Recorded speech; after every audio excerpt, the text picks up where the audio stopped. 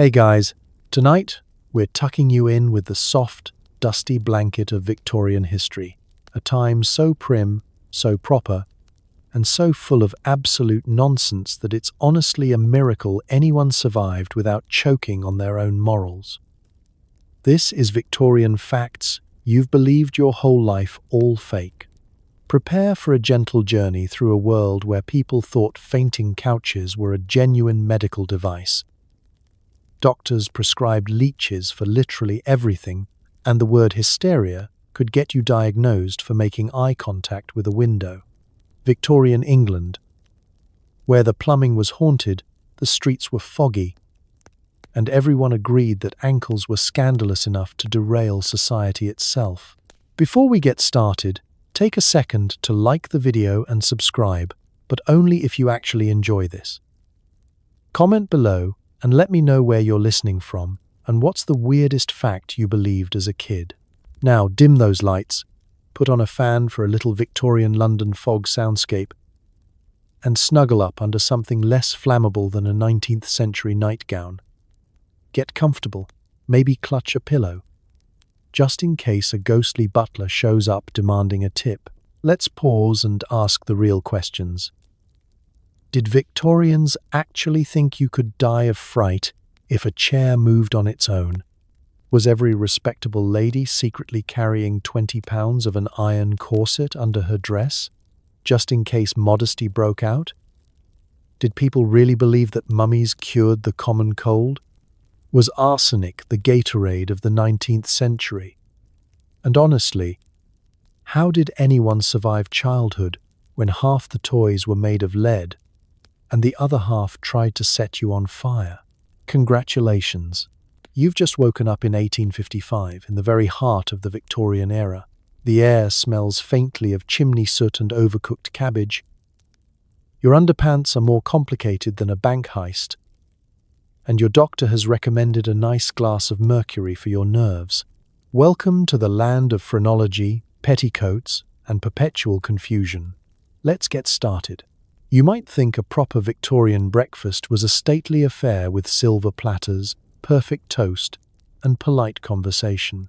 In reality, it was usually lukewarm porridge, questionably fresh eggs, and a side of existential dread about your next bowel movement. Turns out, not everyone woke up to bacon and crumpets. Most people woke up hoping their bread wasn't alive. Let's set the scene. You open your heavy eyelids to the sound of a coal cart rattling down the street and the faint, suspicious gurgle of plumbing somewhere beneath the floorboards. Sunlight fights its way through thick, sooty curtains, and your first thought isn't, "What delights await me on the breakfast table?" It's, "Did I remember to shoo the mice out of the bread bin last night? Or will my toast be moving independently again?" You stumble into the chilly kitchen, which smells like damp tea towels, burnt milk, and at least 3 kinds of unidentified fungus. If you're wealthy, maybe you have a cook humming to herself and wrestling a goose into a pan. If you're part of the other 99%, it's just you, your own dubious culinary skills, and the lurking dread that today's breakfast might still be alive and making eye contact. Now, let's talk porridge. Victorian porridge is less creamy oat comfort and more a warm, grey mass that could double as wallpaper paste. You ladle it out, watching as it sits in the bowl, defying gravity and your will to live. For extra flavour, there's a dollop of treacle if you're lucky, or a sprinkle of salt if you're not. But mostly, it just tastes like hot, slightly disappointed rain. Eggs? Sure, eggs are an option, if you can catch the chicken, negotiate a fair trade, and aren't immediately put off by the slightly greenish tinge that suggests your breakfast is contemplating its own escape. You sniff the shell, crack it with one hopeful tap, and watch as something that might be a future chicken, or possibly the beginning of penicillin, slips into your pan. And then there's bread. Victorian bread is its own mysterious entity. If you're posh, it might be white, pillowy, and cut by someone else. If you're everyone else, it's a dense, Slightly grey loaf, so chewy you could use it to patch a roof. The crust is hard enough to dent your cutlery, and the inside is full of surprises. Sometimes that surprise is a raisin. Sometimes it's not a raisin. Sometimes it's moving. It's a breakfast version of Russian roulette. Let's not forget tea. Ah, the romantic notion of tea. A genteel cup of Darjeeling, poured from a delicate pot, a hint of lemon on the side. Reality check. Unless you're rich, your tea is weak, brown, and tastes faintly of whatever else was in the water barrel last night. Bonus points if there's a hint of coal dust. Double bonus if there isn't a tiny spider doing the backstroke. Of course, there's always kippers, smoked fish, that fills the entire house with the scent of briny despair. Or, if you're feeling especially fancy, a cold slice of leftover mutton from last night's dinner. Nothing wakes you up like the taste of regret and the faint suspicion that this is why you have recurring dreams about soup. Breakfast conversation? Mostly complaints about the bread, updates on the local mouse population, and long-winded debates over whether your neighbor's hens are laying better eggs because she reads to them. The truth is, for most Victorians, breakfast wasn't a moment of elegance or delight. It was survival. It was a negotiation with your own digestive tract and a test of your immune system. The average person started their day not with a feast, but with a humble, slightly terrifying meal that made you grateful for modern cereal and indoor refrigeration. So next time you're annoyed at burnt toast or bland oatmeal, just remember, at least your breakfast isn't hatching, biting back, or planning to escape. Congratulations. You're already ahead of the game. You know that crisp, clipped Victorian accent you hear in every period drama? Yeah, that didn't actually exist. Most people sounded like a startled badger with a cold, and if you wandered too far north, you'd need subtitles and possibly an exorcist to understand your neighbor. Let's set the record straight. The Victorian era was not an endless audio loop of Judi Dench reading Shakespeare. It was more like a bustling, cacophonous marketplace of 1,000 local dialects, slang, and the occasional well-timed goat noise. Sure, Queen Victoria herself spoke properly, if your idea of proper is clipped German-tinged vowels filtered through a mouthful of disappointment. But for everyone else, language was as much a game of chance as breakfast. You, fresh from your own warm bed, step out into the streets of London expecting everyone to say, "Good day to you, my fine fellow." Instead, the first thing you hear is a newsboy shouting something that sounds like, "Oi, watcher, buy me papa or I'll tell your mum," and a chimney sweep muttering curses in an accent so thick you wonder if he's just barking. The air is heavy with coal smoke and confusion. If you're trying to get directions, you'll need a working knowledge of at least 5 separate dialects, 3 regional insults, and the ability to interpret aggressive eyebrow waggling. The Queen's English, technically known as Received Pronunciation, or RP, was not the language of the masses. It was more the language of bored upper-class children sent to expensive schools where they learned to say aunt instead of aunt, and schedule in a way that makes Americans cry. But most Victorians? They spoke in local dialects that even their neighbours barely understood. A trip from London to Yorkshire was basically an accidental language exchange program. If you got lost in Liverpool, the only way home was through interpretive dance and facial expressions. Head to the West Country, and suddenly everyone sounds like a pirate. Go north into Scotland and you'll swear someone's replaced your ears with bagpipes. And let's talk slang. Victorian slang was everywhere, and most of it was delightfully incomprehensible. Giggle mug meant someone who smiled too much. Butter upon bacon was when you went over the top. Knocked up just meant someone woke you up at the wrong hour, not that you were about to meet your 14th child. And heaven help you if someone called you half-rats. That meant you were tipsy, not halfway through an exorcism. Even inside a household, language was a minefield. The upstairs staff used delicate phrases and tried to mimic their employers. Downstairs, the servants spoke in rapid-fire dialect, trading gossip and recipes for stew that sounded like coded messages from a parallel universe. And children? They invented their own slang on the spot, designed specifically to confuse any grown-up who got too close. Of course, period dramas want us to believe every Victorian spoke with the steady authority of a BBC narrator. But the reality was far more chaotic. Even literacy was hit or miss. School attendance wasn't compulsory until 1880, and plenty of adults got by on a patchwork quilt of local sayings, street wisdom, and the kind of cursing that could make a vicar weep. So what did proper English sound like? For most Victorians, it sounded like whatever got you through the day with the least amount of public humiliation.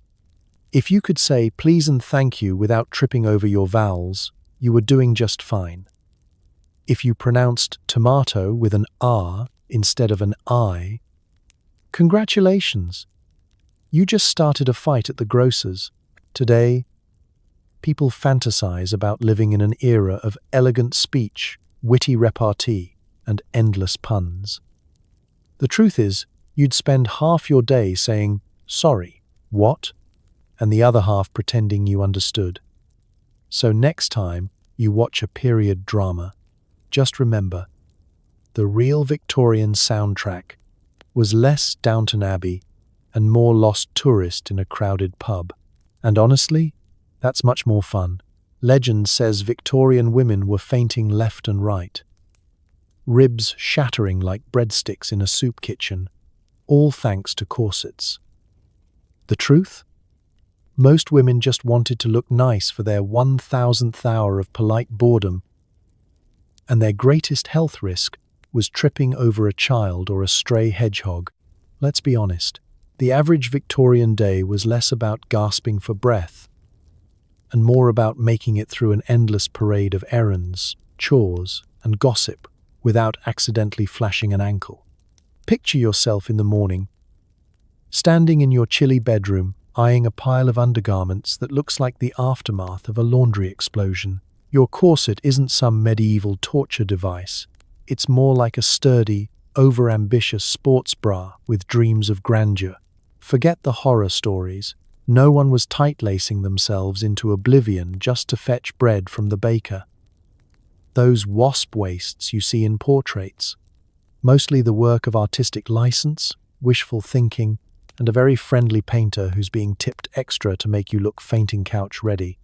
For most women, the corset was just another layer, a bit like putting on shapewear today.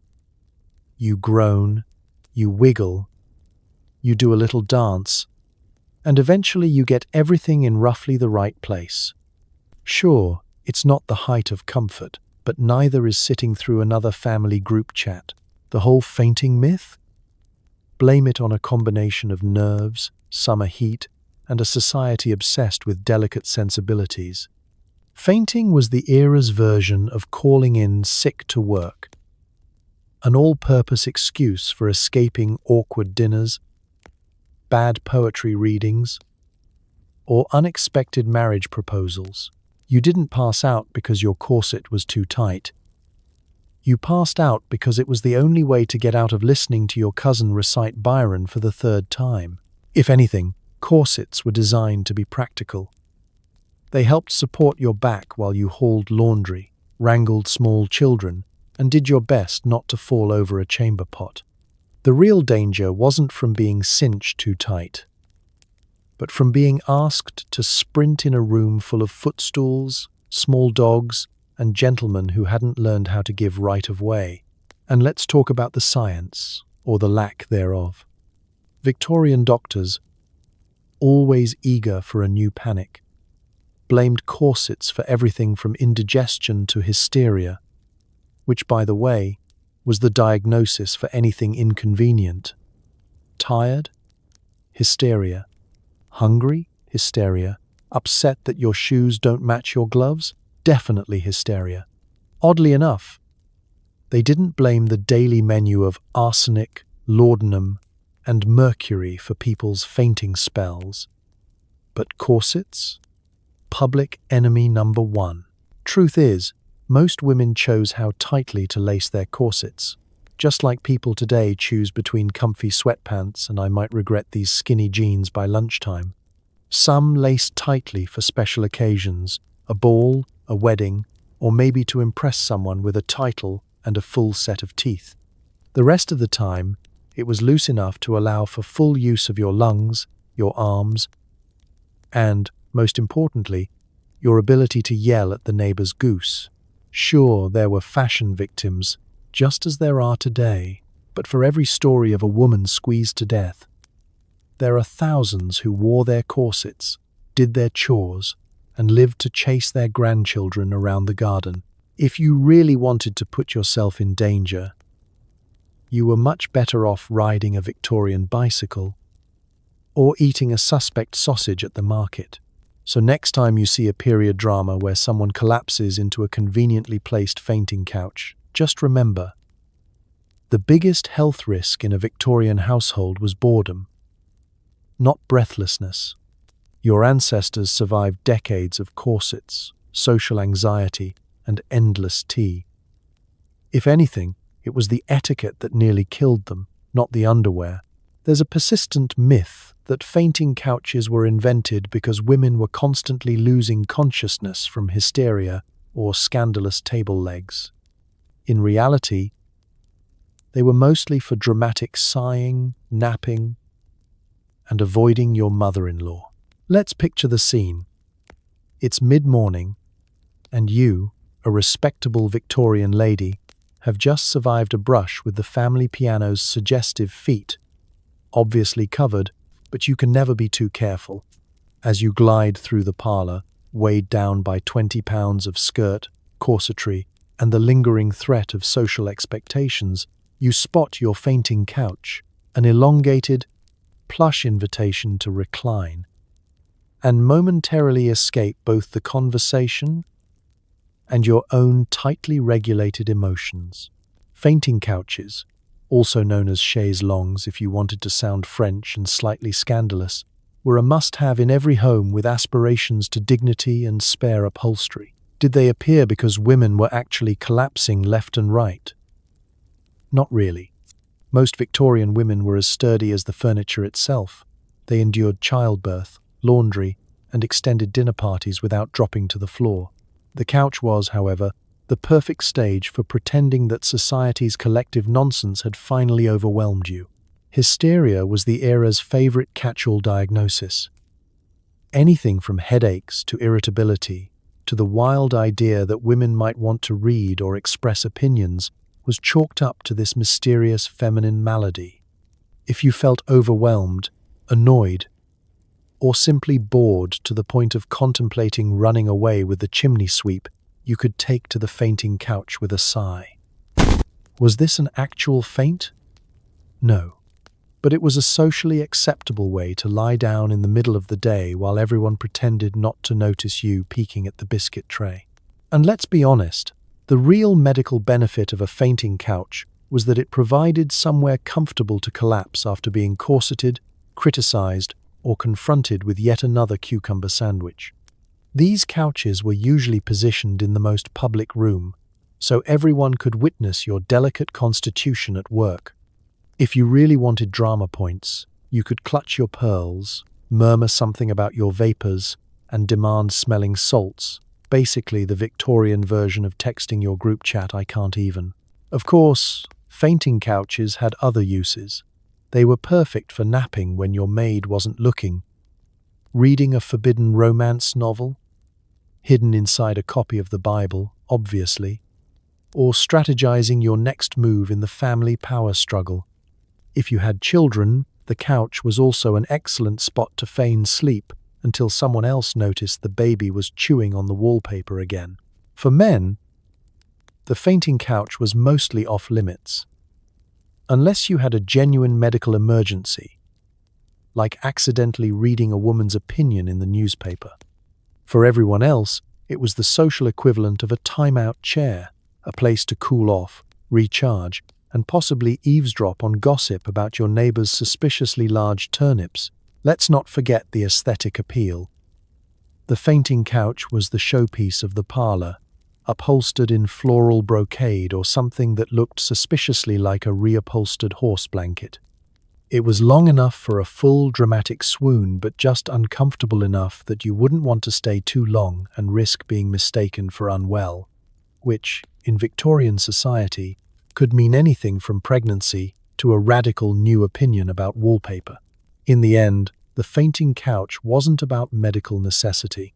It was about comfort, performance, and the sweet, stolen moments of stillness in a day otherwise ruled by etiquette, embroidery, and the distant sound of a neighbor's overachieving rooster. The next time you see one in a museum or a movie, don't picture swooning maidens overcome by scandal. Picture a clever woman catching her breath, enjoying a moment of peace, and plotting her next snack.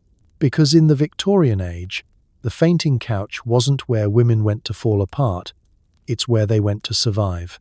Victorians genuinely believed that your skull shape determined your personality, intelligence, and likelihood of stealing spoons. Enter phrenology. The perfect excuse for men with lumpy heads and no prospects to blame their foreheads for their terrible life choices.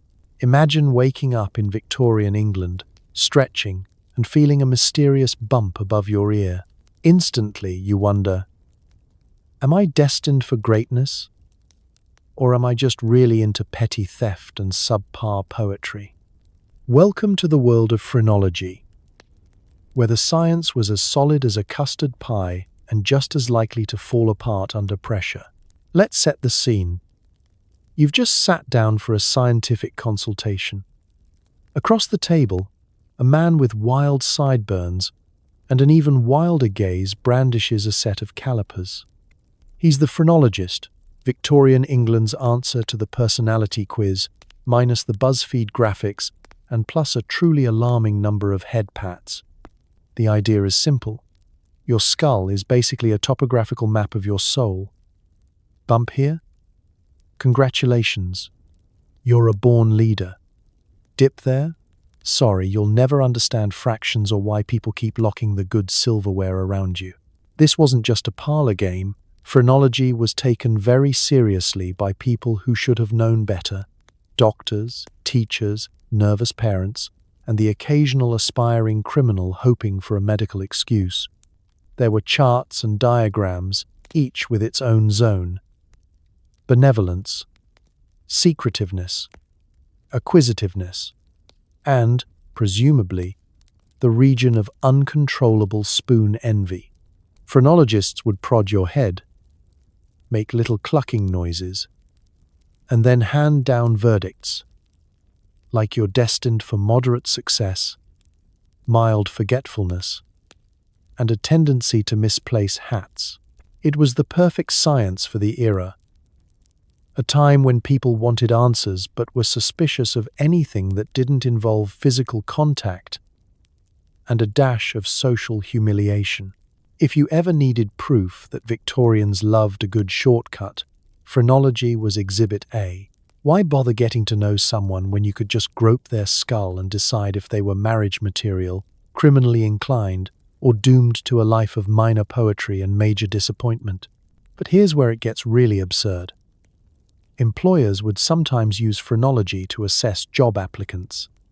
Sorry, Jenkins, your cranial ridge suggests you're unlikely to excel at accounting, but very well suited to broom closet management.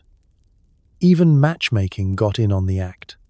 Desperate parents would drag their daughters to the phrenologist's office to see if their suitor had the bump of marital fidelity or the dimple of secret nocturnal cheese-eating. And if your own skull failed to impress? Not a problem. Enter the market for skull-shaping hats and cranial enhancers, which sound suspiciously like torture devices from a 19th century episode of QVC. The logic went, if you could dent your head a little, maybe you could boost your natural gifts, like creativity or not stealing spoons. Of course, Some people took phrenology as license for bad behavior. Got caught cheating at cards? Sorry, my love, it's my cunning bump. The phrenologist said so. Turned down for a loan? Blame the bump of poverty, and not the fact you spent last week's wages on another decorative umbrella stand. The true genius of phrenology was its endless flexibility. If you were rich and powerful, your lumps and bumps were proof of genius. If you were poor and lumpy, well, that was a tragedy only more head-patting could solve. And heaven help you if you were bald. Every curve and dent was laid bare for public analysis, and half the parlour would want to turn with the calipers. Of course, eventually, phrenology faded as real science pointed out that your skull was better at holding in your brain than predicting your odds of becoming Prime Minister. But for a few glorious decades, Victorians could blame their flaws, failures, and forehead geography for just about anything. So the next time you bump your head, relax. In Victorian England, you might have been destined for fame, fortune, or a lifetime ban from the local spoon shop. All thanks to a science that was quite literally all in your head. Forget Wheaties. The real Victorian breakfast of champions was a little arsenic for that glowing complexion, mercury for your nerves, and a lead comb to finish the look. Medical science, now with 80% more hazard warnings. Imagine waking up in a world where the most dangerous thing in your morning routine isn't your smartphone. It's your personal care regimen. You stumble into your candlelit washroom, yawn, and reach for your favorite face powder. The label? Guaranteed to contain the finest arsenic. Smooth it on, and suddenly your cheeks are so pale and luminous you could signal ships in the fog. Victorians believed that a ghostly pallor was the ultimate sign of health and beauty. The side effects, hair loss, organ failure, and the occasional bout of spontaneous death were, apparently, a small price to pay for fashion. Breakfast comes next, but your appetite is already fading from the faint whiff of cosmetic tonic. A delightful mixture of ammonia, chalk, and trace amounts of mercury, just in case your personality wasn't already sparkling enough. For Victorians, mercury was a medicinal wonder, recommended by doctors for everything from the nerves to a stubbed toe. Nervous about your upcoming social calendar? Mercury pills will fix it, or at least distract you with hallucinations and uncontrollable trembling. If you're feeling fancy, you might try a dab of Dr. Simmons' invigorating arsenic wafers with your morning tea. Marketed to both men and women, these treats promised clarity of mind, softening of skin, and gentle regularity, which in Victorian terms meant you'd have fewer wrinkles, slightly more confidence, and a growing collection of alarming symptoms you're supposed to ignore. By midday, your hands are shaking. Your stomach feels like a chemistry experiment. But your complexion could outshine the moon. Let's not forget the lead comb. After breakfast, you reach for your brush, crafted lovingly from good English lead. It smooths your hair and quietly deposits a day's worth of toxins directly onto your scalp. If you're really up on the trends, you might use a lead-based hair dye, ensuring that not only your split ends but your entire central nervous system gets a little chemical boost before lunch. Medical science in the Victorian age had the enthusiasm of a toddler with a chemistry set and about the same regard for safety. If something stung, burned, tingled, or made you briefly see your ancestors, it was probably working. Doctors prescribed laudanum, a potent tincture of opium, belladonna, deadly nightshade, and chloroform as freely as modern physicians hand out cough drops. If you went to the chemist with a headache, you left with a small bag of optimism and at least one potentially lethal substance. Children weren't spared either.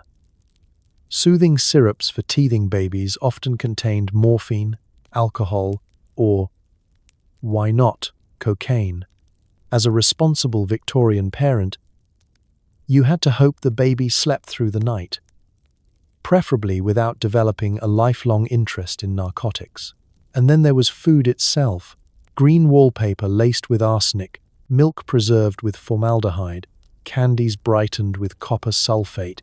If your meal didn't kill you, the room you ate it in might.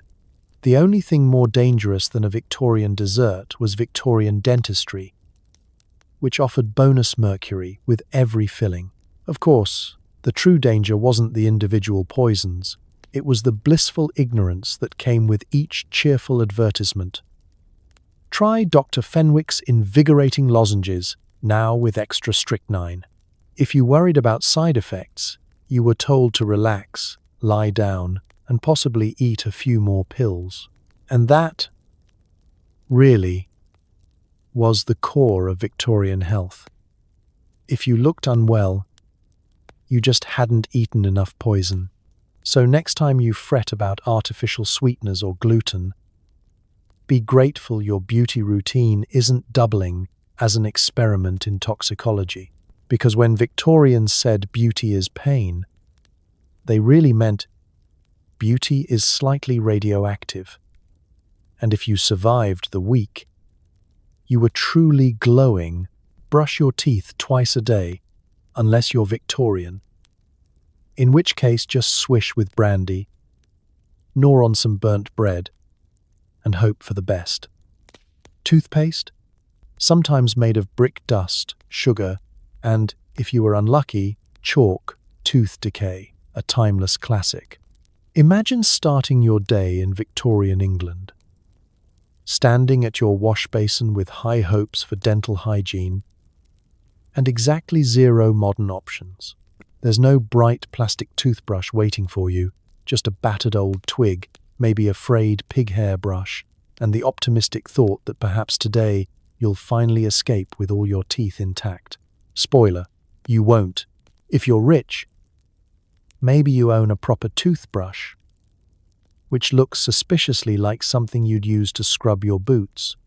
The bristles are either natural animal hair, delicately harvested from the underbelly of some miserable boar, or, for the truly unlucky, reused from an older, slightly less healthy relative. Sometimes you even share your toothbrush with the family because, in the Victorian era, germs are more of a rumor than a real concern. If you're poor, your toothbrush is whatever you can find. A piece of cloth, the corner of your shirt, or, in desperate moments, your own sleeve. Oral hygiene was less a routine and more a vague hope for mercy. Now, let's talk toothpaste. Forget minty freshness. Victorian dentifrice came in a dizzying array of forms, most of them potentially lethal. A popular home recipe included brick dust for that satisfying grit, mixed with a little honey or sugar. Because if you can't save your teeth, you might as well preserve your sweet tooth on the way out. Others swore by crushed eggshells, chalk, or even cuttlefish bone, all ground up and lovingly applied to the gums. The best-case scenario? You scrubbed away last night's mutton stew. The worst? You sanded down your enamel and opened the door to a lifetime of agony. Feeling fancy? Some Victorians splurged on chemical tooth powders from the chemist. These were sold in decorative tins, promising dazzling smiles and eternal freshness. The secret ingredients? More brick dust, with a little quinine or borax tossed in for fun. If you had money to burn, you might also try an imported powder from Paris, which, according to one ad, delights the mouth and sweetens the breath. Or, more accurately, numbs your taste buds until you can't tell if your teeth are falling out. Mouthwash was simple. A quick swig of brandy or gin, swished around until you felt a warm numbness and a sudden urge to tell everyone your deepest secrets. For extra credit, some people gargled with vinegar or salt water, and a brave few experimented with urine, because somewhere in the history of science, desperate times meant, let's try anything. If nothing else worked, You simply hoped that everyone else's breath was as bad as yours, which was almost always true. Toothaches? That was just a fact of life. No one escaped. No matter how many times you brushed with ash or nibbled on burnt toast. If a tooth hurt badly enough, your choices were A. Ignore it and pray. B. Ask the barber, surgeon to remove it. Usually with pliers, no anesthesia, and possibly in the middle of the market square. Or C. Hope the local apothecary would sell you a mysterious syrup strong enough to erase both pain and memory. Children were not exempt from this saga. Victorian sweets were cheap, sticky, and full of questionable colouring agents. Every trip to the sweet shop was a calculated risk, and the phrase childhood cavity was less a diagnosis and more a life sentence. By adulthood, most people's teeth looked like a haunted graveyard. So, the next time you complain about flossing or wonder if you should switch to the new toothpaste with charcoal microcrystals, remember, at least your dental care isn't sponsored by the local brickworks, and if your teeth are still mostly attached, consider yourself luckier than almost anyone in Victorian England, where the real tragedy was that the toothbrush was always one step behind the toothache. Victorian mourning customs make modern grieving look like a beach vacation. Black clothes for years, hair jewellery, and enough rules to fill a dictionary. If you smiled too soon after your cousin's passing, expect to be shunned, exorcised, or both. Let's set the scene. You wake up one morning in 1860. 1. Stretch under your mountain of itchy woolen blankets and remember, with a pang, that Great-Aunt Mildred has departed for that great tea party in the sky. Congratulations, your life is now an elaborate obstacle course of grief. First up, the wardrobe. Every article of clothing in your closet must now be black, scratchy, and, ideally, slightly depressing to look at. Color is strictly forbidden, unless you count the 50 shades of charcoal, coal, and regrettable eggplant available in the drapery aisle. Mourning attire isn't just a nod to the deceased, it's a multi-year commitment, a textile marathon. For a close relative, the rules are clear. You're in deep mourning, which means solid black dresses, veils thick enough to double as mosquito nets, and the faint hope you'll ever see the sun again. If you're a widow, welcome to 2 full years of sartorial misery, complete with a crepe veil and a look that says, I haven't had a warm meal or a cheerful thought since last Christmas. And don't get cocky if you're just a cousin or a friend. There are entire charts, actual diagrams, detailing exactly how long you must mourn each type of relative, from parents 12 months, minimum, to a second cousin, a measly 6 weeks. But don't even think about wearing polka dots at the funeral. Heaven forbid you accidentally transition from deep mourning to half mourning, where you're allowed a hint of lilac or grey. Too soon. Move too fast, and you'll find yourself the subject of hushed drawing room gossip. Well, she seemed quite chipper at the bake sale. Scandalous. But the rules don't end at clothing. Welcome to the world of mourning jewellery, the era's most bittersweet fashion trend. Lockets filled with the hair of the deceased, jet-black brooches shaped like teardrops, and bracelets braided from the actual locks of Aunt Mildred herself. You might think this is sweet, but after a while, it starts to feel less like a tribute and more like you're slowly being haunted by your relatives' follicles. Daily life is one long etiquette lesson. Smiling is off limits. Laughter? Absolutely not. You must weep with dignity, look mournfully at your soup, and avoid any activity that could be considered joyful, such as whistling, dancing, or enjoying pudding. If you're invited to a dinner party, you must decline for at least a year. When you do finally show up again, expect everyone to greet you with the careful politeness reserved for a recovering ghost. Of course, there were practical reasons for these customs. Queen Victoria herself set the trend by staying in mourning black for the rest of her life after Prince Albert died. Society took the hint. When the Queen mourns, everyone mourns. Funeral services became grand affairs, with elaborate hearses, plumed horses, and enough lilies to trigger allergies across the neighborhood. Photographs of the dead were all the rage, too, posing your dearly departed in their Sunday best for one last, slightly unsettling portrait. It was the only time you were expected to look stiff in a family photo. Even correspondence was affected. All letters were written on black-edged stationery, so your mail carrier would know you were grieving before you'd even opened the envelope.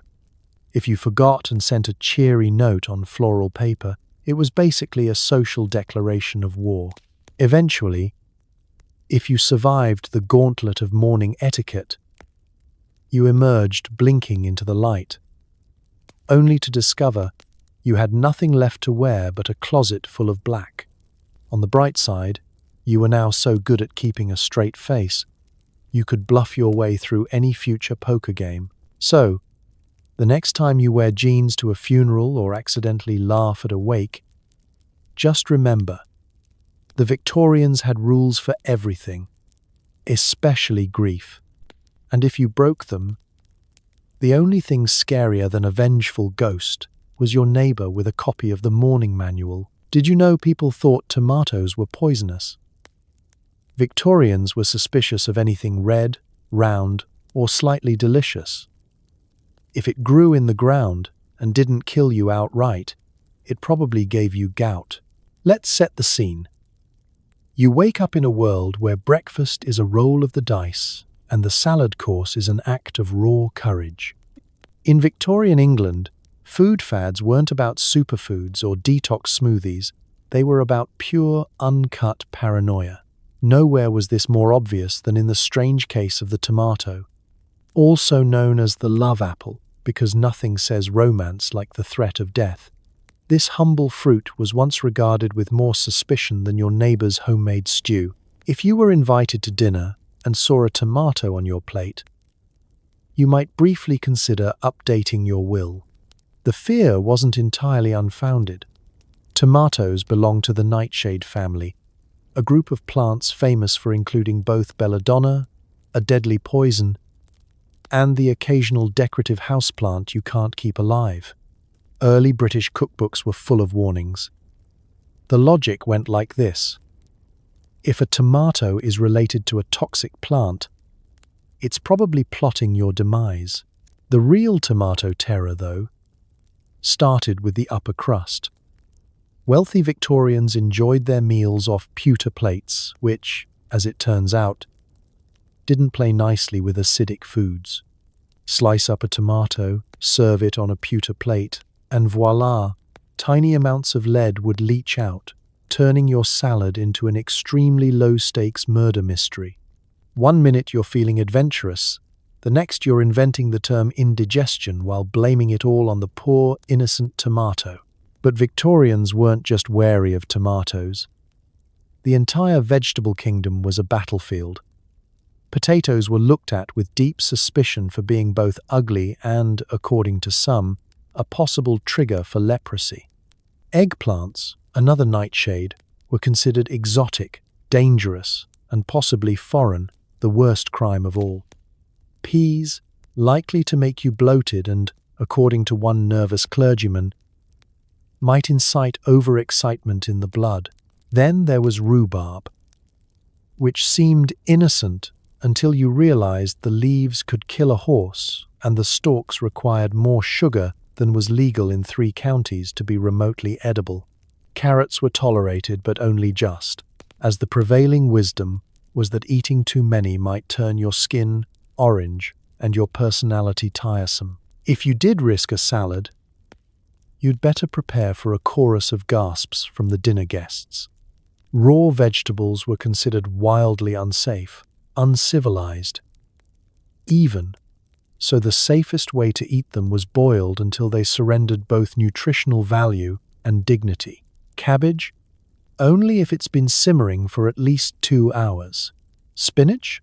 Blanch it to oblivion and then, just to be sure, cover it in cream sauce. Lettuce was for livestock and reckless poets. Even fruit wasn't off the hook. Strawberries were said to inflame passions.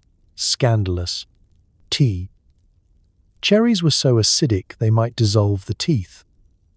And apples, well, apples had an unfortunate biblical reputation to live down. The only people unbothered by these conspiracies were children, who refused to eat any vegetable anyway, ensuring their safety by sheer stubbornness. Meanwhile, the tomato, biding its time, was gradually adopted by the bold and the slightly desperate. A few brave souls tried it baked in pies, hidden in stews, or disguised under mountains of cheese. Eventually, someone realized it hadn't killed them. At least, not immediately, and the tomato's PR started to improve. By the late Victorian era, the tomato had gone from deadly temptation to mildly controversial sandwich filling.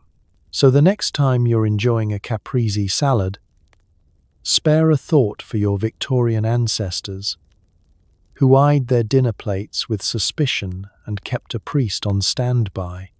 Because in a world where vegetables were the enemy, every meal was a leap of faith. Nothing says civilized evening like inviting friends over to watch someone unwrap a genuine ancient mummy in your living room. Victorians believed this was educational, spiritual, and sometimes medicinal. Also, a great way to fill your house with sand and curses. Let's set the scene.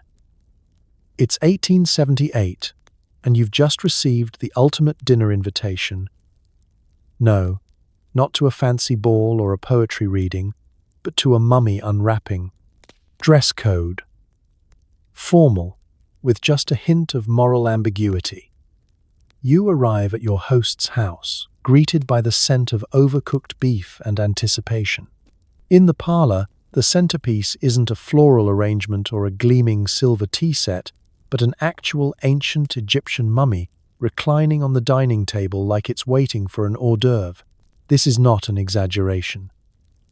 Victorians, in their endless pursuit of novelty, managed to turn the sacred burial rites of ancient Egypt into a cross between a science experiment and the world's creepiest party trick. If you thought karaoke was embarrassing, try being the guy who accidentally drops a 3,000-year-old amulet into someone's soup. The evening begins with a speech about the wonders of Egyptology, delivered by a noted scholar, a man who, until last week, specialized in the study of rare turnips. The lights are dimmed, the guests cluster around, and the unwrapping begins. Layer after layer of linen is carefully removed with tweezers, scalpels, and, if necessary, the host's best bread knife. Everyone oohs and ahs as each artifact appears. A scarab amulet, a handful of ancient spices, the occasional human toe. It's a little bit museum, a little bit macabre cooking show. Victorian spiritualists, ever on the hunt for a good haunting, claimed the act of unwrapping released mystical energies, ancient curses, or, if you were unlucky, a persistent cough that no amount of laudanum could cure. Guests swore they felt strange vibrations in the air. The family dog refused to enter the parlor for months. Somewhere in the background, a great-aunt mutters a prayer and wonders if it's too late to join the teetotalers in the drawing room. But it wasn't just about the thrills. Many Victorians genuinely believed mummy dust had medicinal properties. Apothecaries sold mumia as a cure for everything from headaches to, presumably, a sudden onset of moral unease. Brave souls sprinkled it on their breakfast toast or stirred it into their tea, all while ignoring the awkward taste of ancient embalming fluid. It's wellness culture, Victorian edition. Eat enough powdered Pharaoh, and maybe you, too, can conquer the afterlife, though you might not survive the aftertaste. Meanwhile, the mess was considerable. Mummies, as it turned out, were full of centuries-old resin, spices, and dust that could cling to the curtains for weeks. After the guests left, the unlucky servants swept up sand, linen scraps, and the lingering fear that something had followed them home. Every Victorian housekeeper secretly dreaded the phrase, "Let's have a little educational fun after dinner." Let's not ignore the obvious. Victorians were obsessed with the exotic, especially if it came wrapped in mystery or linen. Egyptomania swept through society like a fashionable fever, leading to everything from sphinx-shaped sugar bowls to pyramidal hat racks. If you couldn't afford a whole mummy, you might at least display a canopic jar on the mantel and pretend it wasn't just holding stale biscuits. In the end, mummy unwrapping parties faded from fashion as people realized that disturbing ancient graves for entertainment was, shockingly, both rude and possibly unlucky. Museums took over, and the living room was safe once more for the piano, the ficus, and slightly less haunted snacks. So next time your dinner party feels a bit dull, remember, you could always bring out a board game. But at least you're not unwrapping ancient curses on your best tablecloth.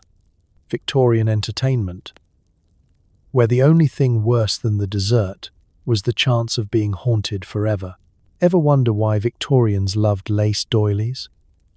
Partly to hide the dust, partly to distract from the fact that half the furniture was made with poisonous glue and could kill you with a splinter.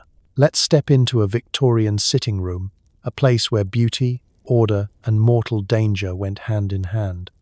You walk across a faded rug, careful not to trip on the intricate pattern, and the first thing you notice is that every flat surface is absolutely covered with doilies.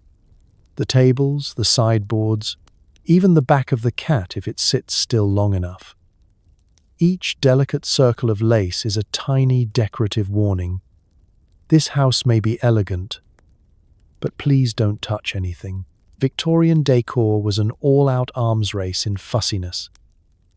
The more objects you could cram into a room, the wealthier and busier you appeared. But beneath the porcelain figurines, endless potted ferns and velvet curtains lurked a secret. Nearly everything in the room could kill you. Let's start with the furniture itself. Chairs and cabinets were often held together with glue made from formaldehyde or animal byproducts, so pungent they could strip paint from the walls. Finishes included lead-based paints, arsenic-laced dyes, and shellac infused with mysterious Victorian optimism. That finely polished side table? Chances are it was assembled with a glue so toxic. The merest splinter was an invitation to tetanus, infection, and a stern lecture from your family doctor. The dining chairs weren't much safer. One wrong move and a hidden nail or jagged edge could land you in bed for a week, recovering from faintness of the blood and whatever was festering inside the upholstery. And then there was the dust. Oh, the dust. Victorian homes were traps for soot, pollen, and particles of who knows what, thanks to open fireplaces and coal stoves. Enter the lace doily. Not just a decorative flourish, but a clever attempt to disguise the layer of ash settling on every surface. Of course, doilies didn't stop the dust from existing. They just ensured you'd get a little extra fibre in your tea if you weren't careful. Let's not forget the wallpaper. Victorian walls were often papered with colours so vibrant you could see them in the dark. The secret ingredient? Arsenic. Yes, that lovely shade of green in the drawing room was brought to you by Scheele's green, a pigment so toxic that it occasionally killed people just by off-gassing into the night air. Children's bedrooms were especially susceptible. So the only thing more dangerous than bedtime stories was the room itself. Textiles were equally treacherous. Heavy velvet curtains, imported carpets, and elaborate antimacassars. That's the thing on the chair to protect it from your greasy Victorian hair oil. All soaked up smoke and smells. Sometimes they were dyed with aniline colours, a brand new modern chemical innovation that happened to be, you guessed it, slightly poisonous. Even the humble houseplant had a role in this dangerous ecosystem. Ferns were everywhere, praised for their air-purifying qualities, but nobody mentioned the fact that some of them were mildly toxic to pets and children. Still, a fern in a decorative pot, perched on a side table covered in a lace doily, was the height of fashion and a subtle nod to the live, fast, dye-ornamental lifestyle. All this decorative danger meant that the only thing standing between you and a medical emergency was a handful of strategically placed doilies and the unbreakable Victorian resolve to pretend that everything was perfectly fine. After all, appearances were everything. If a guest did collapse in the parlor, you could always cover them with an extra antimacassar and carry on. So next time you pass by a doily at your grandmother's house, remember, it's not just a bit of fussy lace. It's a historical warning sign. In the Victorian home, style was king, but safety was strictly decorative. Ah, the Victorian nursery. Filled with toys painted with lead, dolls stuffed with arsenic, and candles that could explode without warning, child safety wasn't a thing. It was more of a friendly suggestion. Imagine being a child in Victorian England, waking up in a room that's part wonderland, part hazard zone. Your cot stands beneath heavy velvet curtains which, if they catch a stray candle spark, will turn bedtime into a dramatic reenactment of the Great Fire of London. On the floor is a glorious army of painted tin soldiers, every one of them lovingly decorated with lead-based paint. The brighter the red, the deadlier the toy. Chew on that for a moment. Literally, because many children did. But the real pièce de résistance is the toy shelf. There, among wooden tops and raggedy stuffed animals, sits your favorite doll. She has rosy cheeks, thanks to a quick dusting of mercury powder, and a heart, well, a torso, full of arsenic-laced stuffing. Why arsenic? Simple. Moths wouldn't touch it, and if it kept vermin away, surely it couldn't be bad for the children, right? The Victorian solution to pest control was to make everything just toxic enough to outlast the competition. The nursery wasn't just a playroom, it was a kind of live-action obstacle course designed to test a child's survival instincts. Climbing frames were made of splintery wood. Rocking horses could tip over and deliver a lesson in gravity that you'd remember every time you tried to sit down for a week. Board games came with real glass marbles, which, if swallowed, gave you a crash course in Victorian medicine and a long afternoon for the family's only chamber pot. And then there were the candles. Nighttime in the nursery was dimly lit by tallow or paraffin candles, sometimes scented, often suspicious. The cheaper varieties were famous for spitting when they burned. Basically, tiny firework displays that sent sparks onto your pillow or into your hair. Every bedtime was a lottery, with the grand prize being a night without a trip to the apothecary. Of course, no Victorian childhood would be complete without a little hands-on chemistry.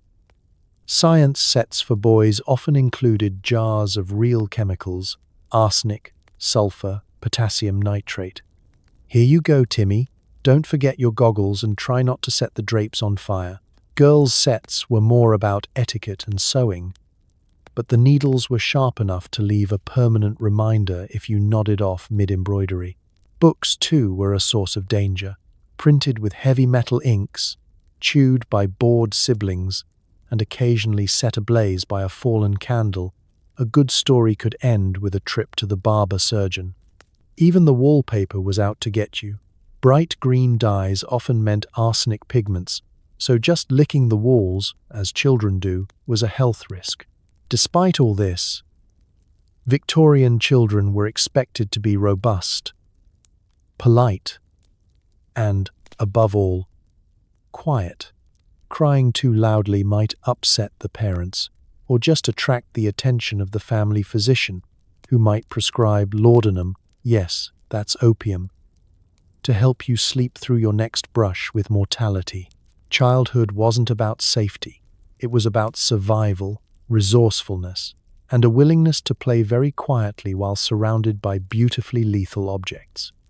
If you made it to adulthood with most of your fingers, your eyesight, and the ability to pronounce the letter R, lead poisoning has a way of rearranging things, you were considered a success story. So the next time you see a plastic toy labeled choking hazard, take a moment to appreciate the modern miracle of childproofing. Your ancestors had toys designed by people who thought, if it glows in the dark, it's probably fine. In Victorian times, a safe childhood wasn't a right. It was an achievement. Victorian plumbing. When it worked, it was a miracle. When it didn't, it was a horror film.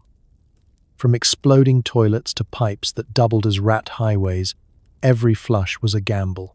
Let's picture it. You're waking up in 1883, and the first thing you feel is a mysterious dampness creeping across the floorboards. Maybe it's rain, maybe it's condensation, maybe the upstairs neighbor's bathtub has finally declared independence. Plumbing in the Victorian home was equal parts innovation and roulette, great for the future of civilization, not so great for your socks. In theory, a flush toilet was a mark of progress, the very height of modern living. In reality, it was a porcelain time bomb with a hair trigger. The water closet, with its shiny brass handle and mysterious pipes, was supposed to whisk waste far away to a better place.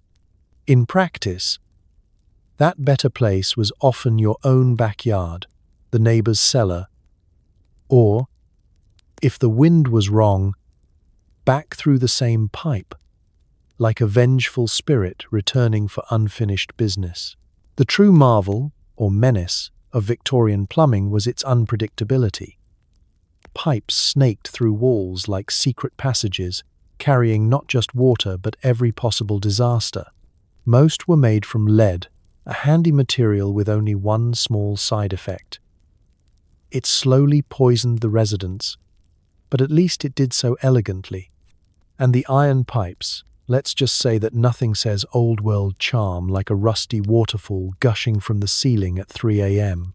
Now, let's talk about toilets.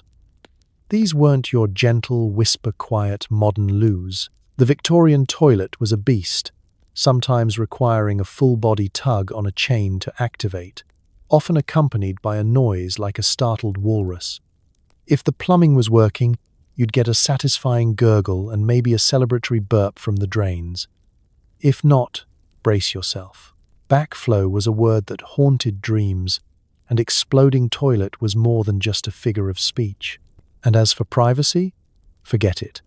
Thin walls and echoing pipes meant the entire household, and occasionally the neighbors could hear your every flush. The water closet was a place of business, sure, but also a site of suspense. Would it work? Would it flood? Would a rat, emboldened by years in the sewer, make a surprise appearance? Victorian rats were infamous for their gymnastic talents, treating drainpipes as their own personal subway system. When plumbing failed, the backup plan was simple. Chamber pots, tucked discreetly under every bed. These porcelain buckets were emptied each morning by unlucky maids, or the youngest child. Streets, especially in the cities, were rivers of slop. The phrase "watch your step" was less friendly advice, more a daily survival mantra. You'd think the invention of the sewer would help, and it did, once the city figured out which way the pipes were supposed to go. Until then, every rainstorm threatened to reverse the flow, sending a tidal wave of the neighborhood's finest through your sitting room. Baths weren't much easier. If you wanted a hot bath, you had to lug buckets of water up the stairs, boil them on the stove, and then pour them into a tub that never drained quite right. In grand houses, you might have a plumbed-in bath, but the water was likely brown, faintly metallic, and possibly home to an adventurous goldfish. Yet for all these horrors, Victorians loved their plumbing. They showed it off like a badge of honor, boasting about indoor sanitation even as the pipes clanked, hissed, and threatened mutiny. Manuals were published with titles like The Healthful Home, filled with earnest diagrams and absolutely no practical solutions. So next time you flush and everything disappears without a struggle, give a quiet nod to the brave souls of the Victorian era, who risked life, limb, and laundry for the dream of indoor plumbing. In those days, every flush was a leap of faith, and sometimes an invitation for a rat to join you for tea. Child labour laws? Please. Victorian children were the original Roombas, small, underfed, and perfect for scraping soot from chimneys. Bonus points if you survived to age 9. Picture yourself in a London alleyway at dawn. The fog clinging to the cobblestones and the faint smell of coal thick enough to chew. A half-awake child shuffles by, clutching a brush taller than he is, looking for all the world like he's been shrink-wrapped in rags and hope. You, lucky winner of the genetic lottery that is Victorian poverty, are about to begin your shift as a chimney sweep. If you're small, really small, like fit in a bread box small, you're in demand. Climbing boys, as they were known, were prized for their ability to squeeze into flues narrower than a modern drainpipe. Some were as young as 5, often orphans, or sold by desperate parents with too many mouths to feed. The only job requirement: don't get stuck, don't fall, and don't sneeze too loudly when the master's having his tea. Your tools are simple: a coarse brush, a bag for the soot, and an absolute disregard for personal safety. Every climb is a journey through darkness, damp brick, and the accumulated ash of 1,000 bad winters. The soot sticks to your skin, your clothes, even your breakfast. It gets everywhere. Your hair, your nose, between your toes. After a few weeks, you're less child and more sentient dust bunny. Safety? Not a priority. The real risk wasn't just getting wedged in the flue, though that happened, but the long-term joys of sootwort, the world's first industrial cancer, caused by years of inhaling and absorbing toxic black grime. Add to that a parade of bruises, burns, and the occasional pigeon attack, and you start to see why reaching your 10th birthday was considered an Olympic-level achievement. Pay was abysmal. Maybe a coin, maybe some bread, or if your master was generous, a piece of boiled potato, and a rare day off at Christmas. You slept wherever you could, often in the soot cellar with the rest of the sweepers, a nest of coughing, blackened children who looked like tiny Dickensian ghosts. Baths were rare, warmth was a rumour, and if you dared complain, there was always another orphan waiting to take your spot. The only perks? A strange camaraderie and a unique knowledge of London's rooftops. Chimney sweeps were the city's original parkour champions, skipping from one slanted slate to another, escaping bored housewives or nosy bobbies. Some developed an almost supernatural sense of direction, able to navigate the maze of roofs and alleys by moonlight, invisible to the adults below. Once a year, on Chimney Sweepers' Day, you might be paraded through the streets, given a clean shirt, and allowed to beg for pennies from the slightly guilty upper classes. For one afternoon, you were a symbol of plucky perseverance. By sundown, it was back to the soot mines. If you were lucky, and statistically you weren't, you might eventually graduate to master sweep, running your own crew of wide-eyed climbers. Most, however, aged out by 12, too big for the job, lungs already older than most grandfathers, and left to find another dangerous trade. Some joined the docks, some drifted into crime, and a few went into the mysterious business of mudlarking, scavenging treasures from the toxic sludge of the Thames. So next time your robot vacuum gets stuck under the couch, spare a thought for the Victorian children who were the first unwilling home cleaning devices. Child labour laws would come eventually, but until then, the orphan lottery was just another rigged game in the great Victorian circus. Survival wasn't expected, it was miraculous. And if you made it out, you didn't just clean chimneys, you escaped them. Victorian medicine was a wild west of treatments. If you weren't cured by leeches, you'd be prescribed animal magnetism, which mostly involved waving magnets around until your wallet disappeared. Imagine falling ill in the 1860s. You're shivering in bed, clutching a hot brick for warmth, and you're hoping for a little compassion and maybe an actual cure. Instead, the family physician arrives, mustache waxed, eyes twinkling with excitement, and absolutely no intention of letting medical ignorance get in the way of a dramatic new treatment. First up, leeches. Of course, leeches. The Victorian answer to everything from fevers to bad moods. If you're lucky, they'll stick to your skin and politely sip a pint or two. If you're not, you'll just end up with a bloody handkerchief and a doctor congratulating himself on restoring your humours. Leeches were the aspirin of their day, always in style, occasionally useful, and mostly an excuse for doctors to look busy while you quietly hoped for a miracle. But perhaps you're too sophisticated for leeches. Enter animal magnetism, a medical craze imported from France and instantly popular among London's most impressionable hypochondriacs. The premise was simple. The human body was filled with invisible magnetic fluids that, when properly aligned, could cure anything. All you needed was a doctor with steady hands, a set of magnets, and the willingness to wave them over your aching body like a slightly bored stage magician. Animal magnetism sessions often took place in darkened parlours, with the patient stretched on a couch and the doctor murmuring mysterious phrases. Sometimes there'd be a crowd of fashionable onlookers, sipping sherry and pretending not to giggle. The magnets would be waved, the air would feel charged, and you'd leave either miraculously cured or just a little poorer for the experience. In some circles, it was as much about the performance as the results. If you were especially unlucky, you'd find yourself the subject of a mesmerism experiment. Think hypnotism with extra drama, fewer safety guidelines, and at least a 30% chance you'd end up dancing like a chicken for the amusement of your neighbors.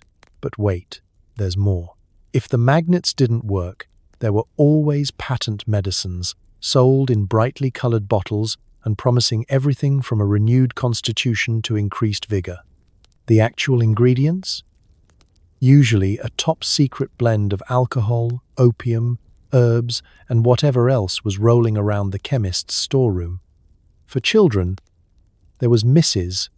Winslow's soothing syrup, guaranteed to quiet fussy babies, and, with its delightful mixture of morphine and spirits, ensure a nap that could last until the next millennium. Doctors of the era were nothing if not creative. Got a cough? Try inhaling a few puffs from a burning tar rag. Suffering from melancholy? A brisk electric shock might lift your spirits, or at least make you forget about your original problem. Restless legs? How about an invigorating application of mustard poultices, strong enough to leave you with both stinging skin and a lingering aroma that ensured no one sat next to you at church? For the truly desperate, surgery was always on the table, literally. Anesthesia was new. Antiseptics were newer, and the average Victorian surgeon had the bedside manner of a circus butcher. Broken arm? Let's saw that off, just to be safe. Bad teeth? Out they come, with a shot of whiskey and the gentle encouragement to bite down on this, dear. Looking back, it's a wonder anyone survived Victorian healthcare. But if you did, you probably left the doctor's office with a collection of new symptoms, a lighter wallet, and a lifelong suspicion of anyone holding a magnet. Modern medicine may have its flaws, but at least your chances of being hypnotized into buying a homeopathic hair tonic have dropped considerably. So, next time you hesitate before taking a vitamin, just remember it could be worse. You could be in 1865, getting remagnetized by a man who moonlights as a professional chicken mesmerist. Now, that's what I call a medical breakthrough. Did Victorians love bathing? No.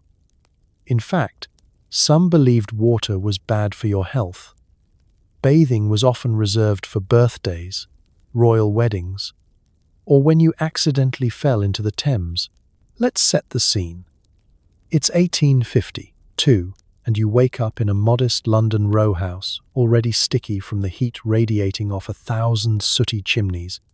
You glance at the family wash basin, eye the battered soap, which might be older than you are, and weigh your options. Is today worth the ordeal of a full-body scrub? Spoiler, probably not. Victorians had a complicated relationship with cleanliness. Yes, there were grand public bathhouses in the cities, but if you actually admitted to using one, you'd risk being branded as suspiciously French, or worse, someone with modern ideas.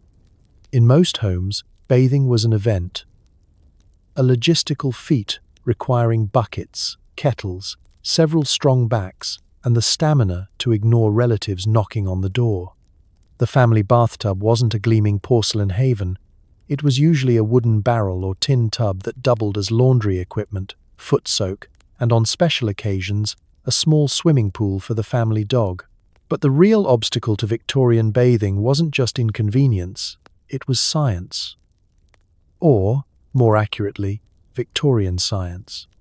Many believed that water, especially hot water, could open the pores and let in all manner of deadly vapors. There were actual medical treatises warning that excessive cleanliness could cause fainting, colds, or, in extreme cases, sudden death by shock. Children, in particular, were spared from regular washing in the hope that their protective crust of dirt would repel whatever mysterious illnesses were circulating in the air. This philosophy extended to hair washing as well. Shampoo was considered a luxury, usually made from eggs, beer, or something that looked suspiciously like gravy. Most Victorians opted for a simple rinse, or, more likely, no rinse at all. The result? A robust aroma that was half nostalgia, half livestock. If you did decide to take the plunge, literally, it was a production. First, someone had to fetch water from the pump, or well, heat it over a fire, and lug it upstairs, sloshing only a little bit on the floor. The bath water was reused by everyone in the house, oldest to youngest, with the lucky first bather getting the only shot at something approaching clean. By the time it was your turn, you were mostly bathing in hope and other people's optimism. Of course, there were exceptions. The wealthy sometimes had plumbed-in bathrooms, complete with porcelain tubs and running brownish water. But even for them, frequent bathing was seen as suspicious. Why, wondered the neighbours, does Lady Thistlethwaite need so many baths? Is she hiding something? Rumours of secret French ancestry could start with nothing more than a freshly scrubbed face. The real heroes of Victorian hygiene were the people who invented new ways to cheat the system. Dry brushing, vigorous toweling, and scented waters were all in vogue. Perfume was less a luxury and more a survival strategy, with entire families marinating in rosewater, lavender, or eau de cologne strong enough to subdue an ox. For most, the daily wash meant wiping your face, hands, and possibly armpits with a damp cloth and hoping for the best. And yet, despite all the dirt, people survived and even thrived. Victorians had immune systems forged in the fires of daily grime. If you made it to adulthood, you could probably fend off anything short of the plague using nothing but a stern look and your natural musk. So next time you're scrubbing away in your sparkling shower, take a moment to appreciate modern plumbing, unlimited hot water, and the sheer luxury of not sharing your bath with 5 relatives and a rogue duck. Because in Victorian times, cleanliness wasn't next to godliness, it was next to impossible. Men's grooming reached its peak in the Victorian era, with mustaches waxed into improbable shapes. But beware. One hot day, and your facial hair became a liquid hazard, dripping into your soup and your social standing. Let's set the scene. You are a Victorian gentleman, standing before your polished mirror, armed with a tin of wax and dreams of grandeur. Your mustache is your most valuable asset, more expressive than a telegram, more flexible than the rules of polite society. Each morning, you twist, twirl, and shape it into a style that might be called the imperial, the daring caterpillar, or, for the ambitious, the handlebar of destiny. The goal is simple: to strike fear, admiration, and possibly confusion into the hearts of all who behold you. But this glory comes at a cost. Mustache wax, usually a blend of beeswax, lard, and bravado, is a fickle beast. On a cool day, it stiffens your lip into the portrait of dignified masculinity. On a warm afternoon, the whole affair begins to wilt, curl, and, with any luck, melt directly into your midday consommé. Suddenly, you're not the mysterious stranger at the club. You're the man whose face is quietly sliding into his soup, one waxy droplet at a time. Grooming, in the Victorian era, was a full-contact sport. To keep your mustache sharp, you needed a morning ritual of epic proportions: combing, trimming, and above all, waxing. There were entire shops devoted to facial hair care, selling pomades with names like Gentleman's Marvel and Baron's Balm, each promising that your mustache would remain firm, fragrant, and, crucially, upright. Period advertisements warned men to avoid inferior waxes that could go limp at the first hint of sunshine, or worse, attract wasps. The hazards were real. One unexpected heat wave, and the Victorian male population transformed into a tribe of mustachioed candlesticks. Dinner parties could devolve into chaos as the room grew warm and the gentleman's wax began to pool. A discreet wipe of the napkin was the sign of a seasoned veteran. If you were unlucky, your mustache would droop, dissolve, and fuse into an unintentional soup strainer, stranding you at the social fringes for months. There were other challenges too. Achieving the perfect curl took practice and the occasional minor injury. The accidental wax in the eye was a rite of passage, as was the heartbreak of an asymmetrical twirl. Children and small dogs were drawn to mustaches like moths to a flame, and many an afternoon stroll ended in disaster when an unguarded face met a sticky, curious hand. But it wasn't all danger and disaster. For the mustache endowed, a good day meant recognition and respect. Your face might be immortalized in a silhouette, your style debated in barbershops for years to come. Rumors circulated that a particularly fine set of whiskers could open doors, win arguments, and even land you a promotion, at least until the next rainstorm. Of course, not all facial hair was created equal. For every dashing Victorian with a royal arch, there were dozens resigned to the mild swoop, or the tragic, drooping hedgehog. The mustache was an equalizer, open to all, mastered by few, and feared by soup everywhere. And what of those who could not grow a mustache? They suffered in silence, buying snake oil tonics or applying dubious potions to their cheeks at night, dreaming of the day they might enter a room and hear whispers of, "Now there's a man who knows his wax."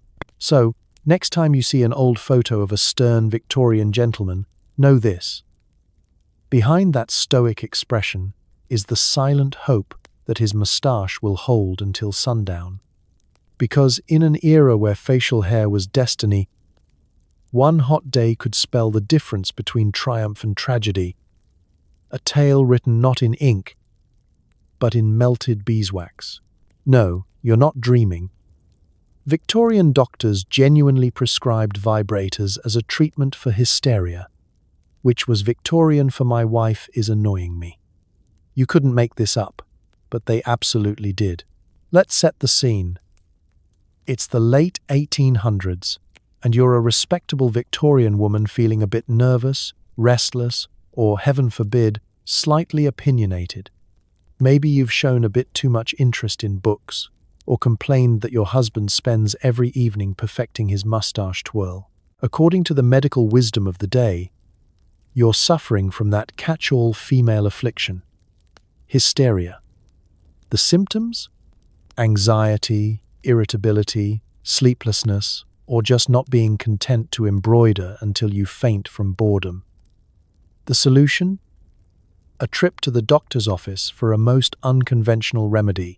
Victorian doctors believed that the female body was a delicate system prone to malfunction, especially if it spent too much time thinking. Hysteria, in their eyes, was the natural result of repressed nervous energy. Energy which could, with a bit of professional intervention, be released through a pelvic massage. That's right. If you lived in the 19th century and weren't in a great mood, a licensed medical professional would give you a treatment that today would land them in jail or, at the very least, in a very awkward HR meeting. But there was a catch. Hysteria was everywhere. Practically every upper and middle-class woman suffered from it at some point, or at least claimed to. Doctors soon discovered their schedules were packed with women needing regular, time-consuming relief. With so many patients and so much nervous tension to cure, the average Victorian physician's hand grew tired, and his patients wore thin. Enter the greatest labor-saving invention of the age, the electromechanical vibrator. The first vibrators were bulky, awkward machines that looked more at home in a blacksmith's shop than a clinic. Some were powered by foot pedals, some by hand cranks, and eventually by the mysterious new magic of electricity. They promised fast, reliable, and most importantly, hands-free relief for nervous disorders. Medical advertisements hailed them as a marvel of modern science, guaranteed to soothe the female constitution, restore sleep, and make dinner conversation less fraught with tears and existential longing. Of course, the language in these ads was always as vague as possible. The word orgasm was never uttered, even in the faintest whisper. The paroxysm achieved was simply a medical event, definitely not fun, definitely not connected to pleasure, and certainly not something to discuss over tea. Doctors genuinely believed this was a purely clinical, emotionless experience, like having your tonsils removed by a particularly enthusiastic squirrel. As for the patients, well, records suggest appointments were kept with astonishing regularity, and many women reported feeling much improved after treatment. Some doctors became so popular that their waiting rooms filled with women holding knitting, novels, and the occasional faint smile of anticipation. Meanwhile, inventors kept refining their devices, leading to portable versions that could be discreetly ordered through the mail, wrapped in brown paper and labeled as personal massagers. The line between medicine and mischief was a thin, quivering one. Inevitably, word got out, and the scandalized whispers began. How could something so improper, so mechanical be considered medicine? Victorian society was shocked to discover that women, left alone with these devices, might actually enjoy themselves. Suddenly, hysteria dropped from medical manuals and doctors quietly stopped advertising their special treatments. Today, this episode is one of those facts so bizarre it almost feels made up. But it's true. At the very height of stiff collars and stiffer morals, the Victorian medical world invented and prescribed vibrators to treat the epidemic of female hysteria. So, the next time you see a mysterious antique on a TV show, remember, in the Victorian age, medical breakthroughs sometimes came with a very unexpected buzz. Houseplants were all the rage, partly because they absorbed the endless coal smoke. The only problem, half the popular Victorian plants were toxic, so if the air didn't get you, the ferns probably would. Let's step into a Victorian parlour. Curtains drawn to keep the neighbours from judging your wallpaper. The air is thick with the gentle perfume of coal, boiled cabbage, and a hint of something botanical. Everywhere you look, the room is alive with greenery. Palms crowd the corners. Ferns tumble from every shelf. There's even a tiny jungle perched atop the piano. valiantly fighting for sunlight against a curtain heavy enough to double as a bomb shelter. It's not just decoration, it's survival. See, Victorians were obsessed with the idea of nature indoors. After all, the air outside was more soot than oxygen, thanks to a million cheerful chimneys and the occasional horse-drawn manure parade. To cope, Victorians stuffed their homes with as many leafy distractions as possible.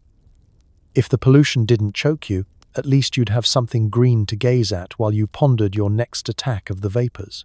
But, as with most things Victorian, houseplant enthusiasm came with a catch. The most popular plants, those lush aspidistras, stately Dieffenbachias, and fashionable lilies, were about as safe as the wallpaper, which is to say, not very.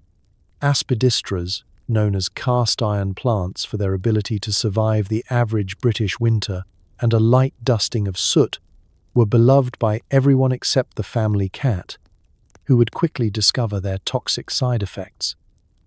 The peace lily, another favourite, looked demure in the morning light. But one chew and the dog was having Victorian visions for the rest of the week. Dieffenbachia, sometimes called dumb cane, had the charming habit of numbing your mouth and throat if you took a nibble, useful if you were tired of small talk, less helpful if you just wanted a snack. Then there were the exotic ferns, required by every respectable home and sometimes grown in enormous glass Wardian cases. The Victorian version of a terrarium, or possibly a small conservatory for snails. These ferns were lovely, lush, and occasionally mildly hallucinogenic. If you inhaled enough spores, you'd see why the Victorians thought their furniture was haunted. Even the containers were risky.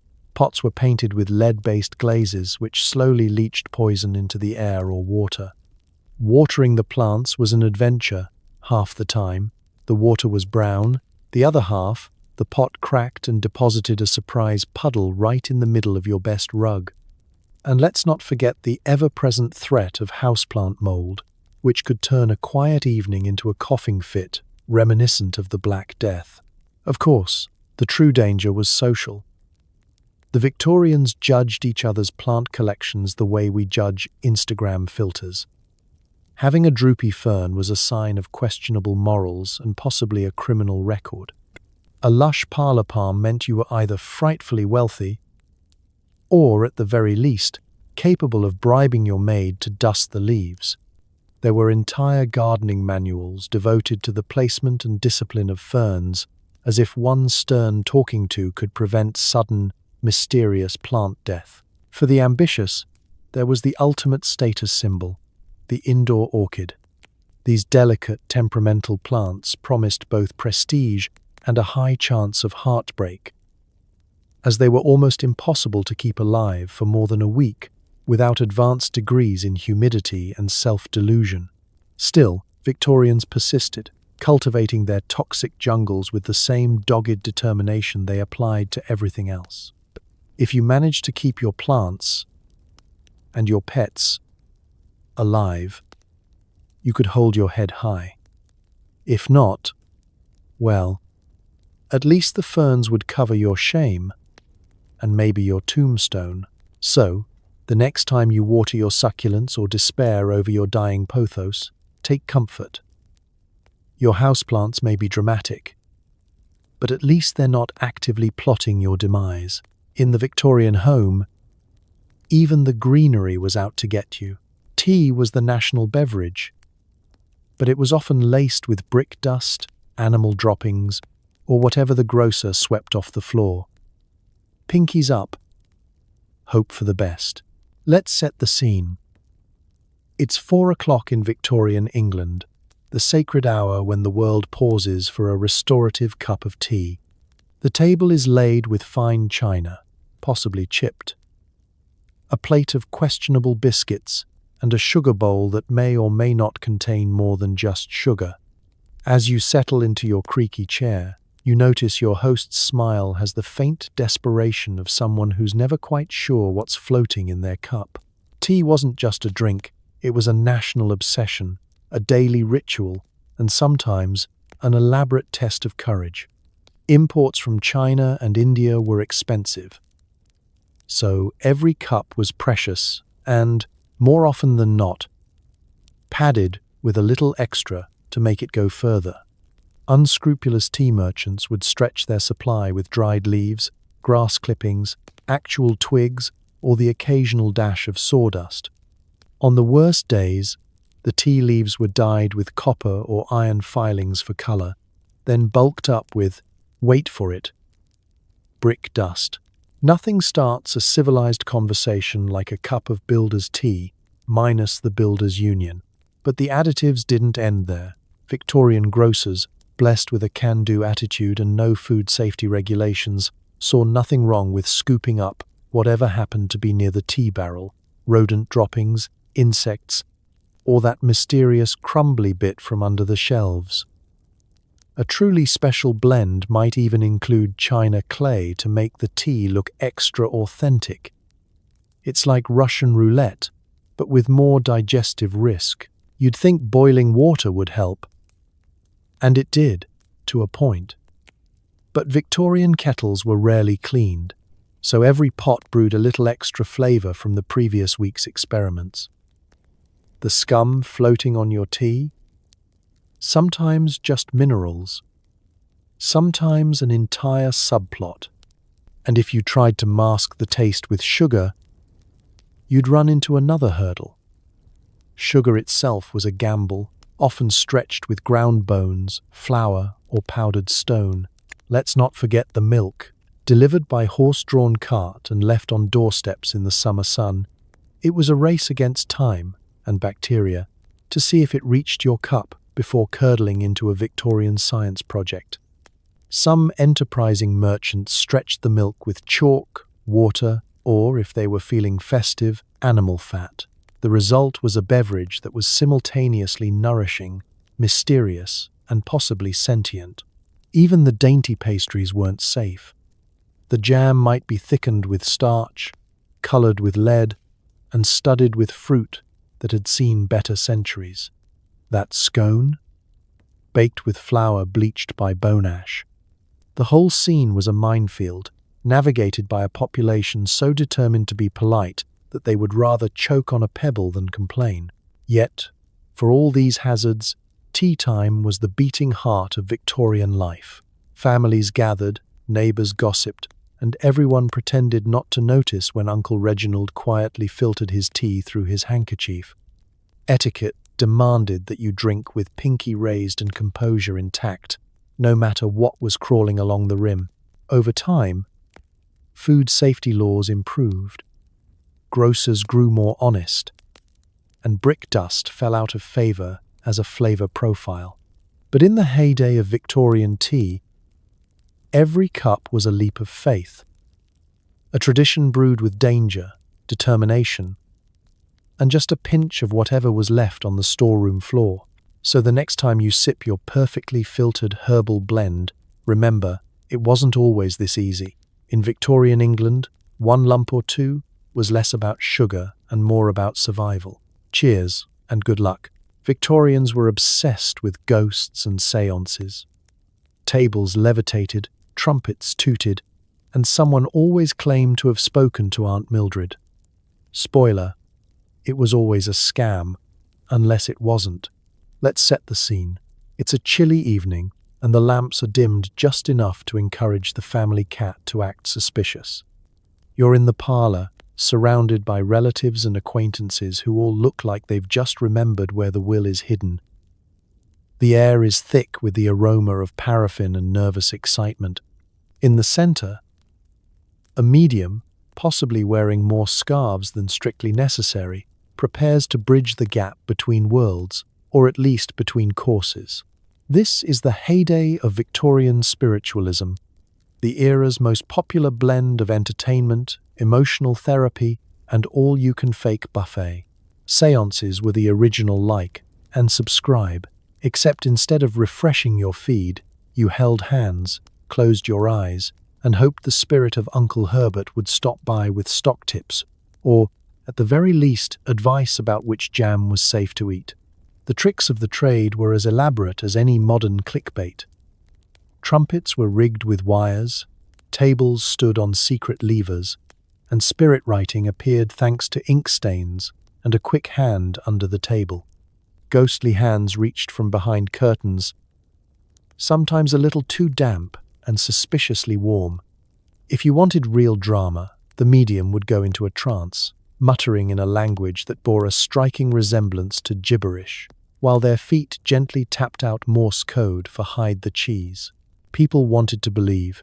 Life was short, medicine was questionable, and Queen Victoria herself took comfort in seances after Prince Albert's passing. Who wouldn't want to think that the dearly departed were only a bell ring or table knock away? For a small fee and a generous tip, mediums would produce a message from your beloved grandmother, usually something reassuringly vague like, "She's proud of you, and she says eat more vegetables." Nothing about the will, of course. Spirits were famously shy about inheritance, but spiritualism wasn't just for the grieving, it was the TikTok of its day. A way to show off, gather crowds, and maybe upstage your neighbor's new wallpaper. Young women were especially prized as spirit mediums, partly because their innocence supposedly made them better ghost antennae, partly because nobody looked under the table if you wept prettily enough. Public seances were big business. Newspapers reported on spirit photography, where the only thing more transparent than the ghosts was the retoucher's skill.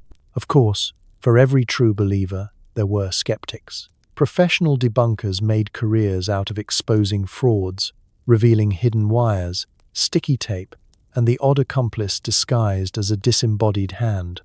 Magicians like Harry Houdini dedicated years to busting fake mediums, occasionally being forced to admit that, even with all their tricks, Victorian scams had a certain creative flair. But here's the thing. Sometimes, things happened that couldn't be explained. The table would jump when nobody was near, or a cold breeze would pass through a room with no open window. Aunt Mildred's favorite brooch would turn up in a locked drawer. Just enough mystery lingered to keep the faithful coming back, year after year, for another round of "Is anyone there?" Whether it was comfort, community, or just good old-fashioned entertainment. Spiritualism thrived. It was a chance to say the unsaid, to grieve out loud, or to impress your friends by pretending to chat with Beethoven, even if the only spirit present was the one in the decanter. So next time you get sucked into an online fortune-telling rabbit hole, remember, the Victorians were here first, asking questions into the ether and hoping for a like from beyond the grave. The original social media scam, where the feed was haunted and the comments might just answer back. Family photos were a big deal, even if half the subjects were, well, not breathing. The Victorians invented the Momento mory photo so you could remember Uncle Gerald forever, mainly because he didn't move during the exposure. Let's set the scene. It's a rainy Tuesday, and you're dressed in your Sunday best, squeezed between cousins you barely know and an aunt who smells faintly of camphor. The photographer, wearing a jacket with more pockets than sense, fusses with his enormous camera, draping black velvet over his head like he's about to perform a magic trick. Everyone is solemn, a little uncomfortable, and trying very hard not to look at the chair in the center, the one with wheels and an extra high back. The seat of honor isn't for the family patriarch or the favorite child. No, today it's for dear departed Uncle Gerald, looking more peaceful than he has in years. This is the Victorian Memento Mori photograph. Or, less delicately, the art of posing with the recently deceased. It's a practice that seems strange, macabre even, to modern eyes. But in an era when photography was expensive and rare, and death was, well, less so, this might be your only chance to capture a loved one's likeness forever. The results? A photo album with more plot twists than a Gothic novel. The process itself was an exercise in patience and awkwardness. Cameras of the time needed long exposure times, so living subjects had to hold absolutely still, sometimes for several minutes. The dead, of course, were the easiest customers. No blinking, no shifting, no sneezing at the worst possible moment. To even things out, photographers employed a whole arsenal of tricks to keep everyone looking their best, or at least their most upright. Hidden braces, stands, and props designed to support limp bodies in lifelike poses. In the finished portrait, you'd sometimes see a suspiciously straight-backed figure with impossibly glossy eyes, surrounded by mourners with expressions hovering somewhere between grief and cramp. Families often dressed the deceased in their finest clothes, carefully arranging hair, hands, and, if necessary, propping open eyelids for that wide-awake look. Some portraits were even retouched by hand, with rosy cheeks and bright eyes added in later, making Uncle Gerald appear not just lively, but positively sprightly for someone who'd already moved on to the great tea party in the sky. It wasn't just about a single person either. Siblings, parents, even entire families might gather around the deceased, arranging themselves as if for a regular group photo. The results are, to modern viewers, equal parts touching and unsettling. The line between life and death gets blurry, and sometimes it's hard to guess who's who. There are stories of children asked to stand still beside a brother or sister and told, "Smile for the camera, and remember, don't move, or you'll ruin the plate," as if the pressure wasn't high enough. The trend wasn't just for the upper classes either. Everyone wanted a tangible memory, and photographers traveled from town to town with their kits, offering likenesses for a modest fee. Some families kept these portraits displayed on mantels, while others tucked them discreetly away, a private remembrance to be revisited only in moments of nostalgia or family storytelling. As photographic technology improved, the art of the death portrait faded, replaced by snapshots of the living, who, frankly, were easier to work with. But the Victorian urge to memorialize, to make the ephemeral permanent, never quite went away. Even now, old albums turn up in attics and archives, filled with images of families caught between worlds, smiling, frowning, and sometimes just holding on to each other and to memory. So the next time you scroll through your photos, wondering which filter to use, spare a thought for the Victorians. Their images might be a little spooky, but beneath the stiffness and sepia, they're really just doing what we all do, trying, in their own way, to keep loved ones close. Even when they don't move during the exposure, Victorian fashion, wallpaper, and even toys were essentially kindling waiting for a match. If you made it through the season without catching fire, you were considered lucky, or at least less flammable than average. Let's set the scene. It's a chilly evening, the gas lamps are flickering, and the family is gathering for an after-dinner reading of the latest penny dreadful. The parlour is aglow, cozy, charming, and absolutely one errant spark away from full-blown catastrophe. Everything around you is a hazard. The wallpaper, a luminous shade of green achieved with arsenic, is not just poisonous, but also eager to burst into flames at the first sign of trouble.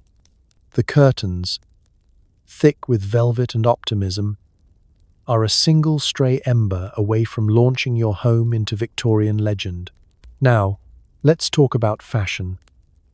The height of style for women was the crinoline, those wide, bell-shaped skirts made possible by layers of stiffened petticoats and yards upon yards of highly flammable fabric. A well-dressed Victorian lady could sweep a room with her skirt and take out a teacup, a small dog, and, if unlucky, a lit candle. It's estimated that thousands of women died when their skirts caught fire, sometimes just from standing too close to the fireplace or brushing against a lamp. Crinolines were, in effect, wearable tinderboxes. Fashion magazines of the era issued dire warnings.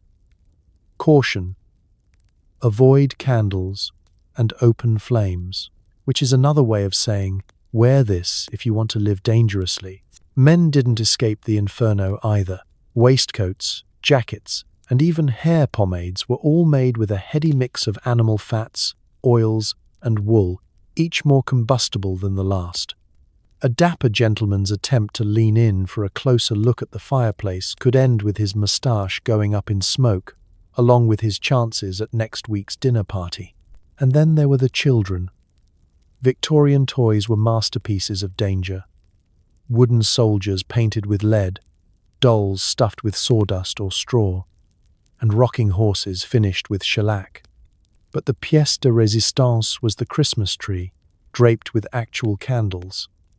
That's right, tiny open flames perched delicately atop dry pine needles and surrounded by a ring of children in flammable nightgowns. Christmas morning was less peace on earth and more test of the fire brigade's response time. Even household decor joined the fun. Carpets and drapes soaked up coal dust and cooking grease, becoming ever more susceptible to sparks. Embroidered antimacassars, those decorative cloths thrown over chairs to protect them from hair oil, were lovingly crafted by hand and could go up like fireworks if an oil lamp tipped over. If you needed a bath, you faced the challenge of lighting the gas heater without accidentally blowing the whole system sky high. Water heaters were known for sudden, unexpected enthusiasm, a Victorian euphemism for may explode without warning. Lighting a stove was an exercise in faith and caution, as a gas leak could quickly turn you into an impromptu human torch. The result was a society perpetually on edge. Etiquette books included advice on what to do if your skirt caught fire.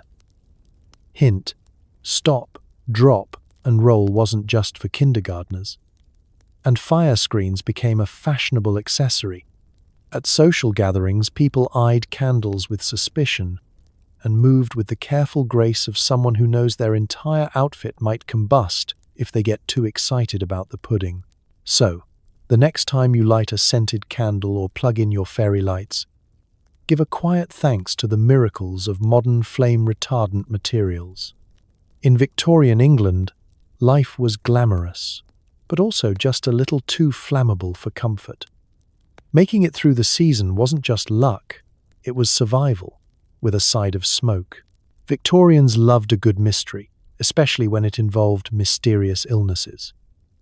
Enter Dr. John Snow, who traced a deadly cholera outbreak with what became known as the Ghost Map, and disproved about a dozen fake medical facts along the way. Let's set the scene. It's 1854, and you're wandering the crowded streets of Soho, London. The air is thick with fog, horse dung, and the faint, ever-present aroma of boiled cabbage. Everyone is nervous. There's talk of a new bad air making the rounds, and the newspapers are full of dire warnings. Cholera, the great Victorian terror, is back, and no one knows how it spreads. Well, almost no one. Enter Dr. John Snow, not the one from Game of Thrones, but a real-life stone-cold genius who, unlike his peers, suspected there was more to disease than a bad miasma, floating around like a disgruntled ghost. The prevailing wisdom said disease came from foul smells and poisonous vapors. Essentially, if something offended your nose, it was probably out to kill you. As a result, London was an endless experiment in fighting odor. Vinegar spritzes, giant bouquets of posies, and enough perfume to knock out an elephant. None of it worked. Dr. Snow, armed with a notebook, a sharp mind, and a possibly unhealthy interest in other people's bathroom habits, decided to investigate the Soho cholera outbreak differently. Rather than sniffing the air, he mapped the locations of the sick and the dead, following the trail of misery to its unlikely source. A water pump on Broad Street. Picture him, cloak flapping, chalk in hand, haunting the neighborhood like a census-taking banshee. He knocked on doors, interrogated survivors, and asked awkward questions about everyone's water habits. It quickly became clear that those who drank from the Broad Street pump were dropping like flies, while those who got their water elsewhere were inexplicably spared. Thus was born the Ghost Map, a visual account of cholera's rampage, complete with little dots for the dead and an X marking the spot of the infamous pump. Dr. Snow's findings were clear. The disease wasn't in the air, it was in the water. Sadly, his revelation was about as welcome as a cold bath in January. The city authorities, firmly committed to the bad smells equal death theory, were unconvinced. After all, if they admitted Snow was right, they'd have to admit the city's plumbing was a public health disaster. But Snow was persistent. He convinced local officials to remove the pump's handle, effectively shutting down the deadly spigot. Miraculously, the outbreak subsided. It wasn't quite the triumphant scene you might imagine. No crowds cheered, no one threw bouquets, but Snow had changed the course of medical history, even if nobody was eager to admit it just yet. The real comedy was the sheer number of fake facts and home remedies that collapsed in the face of the Ghost Map. All the money spent on incense, air purifiers, and herbal poultices, wasted. The elaborate hats designed to filter the miasma, pure Victorian cosplay.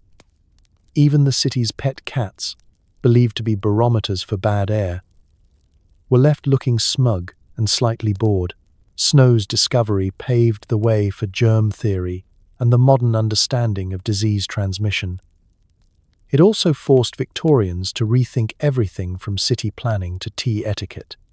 Suddenly, boiling water before drinking it wasn't just good manners.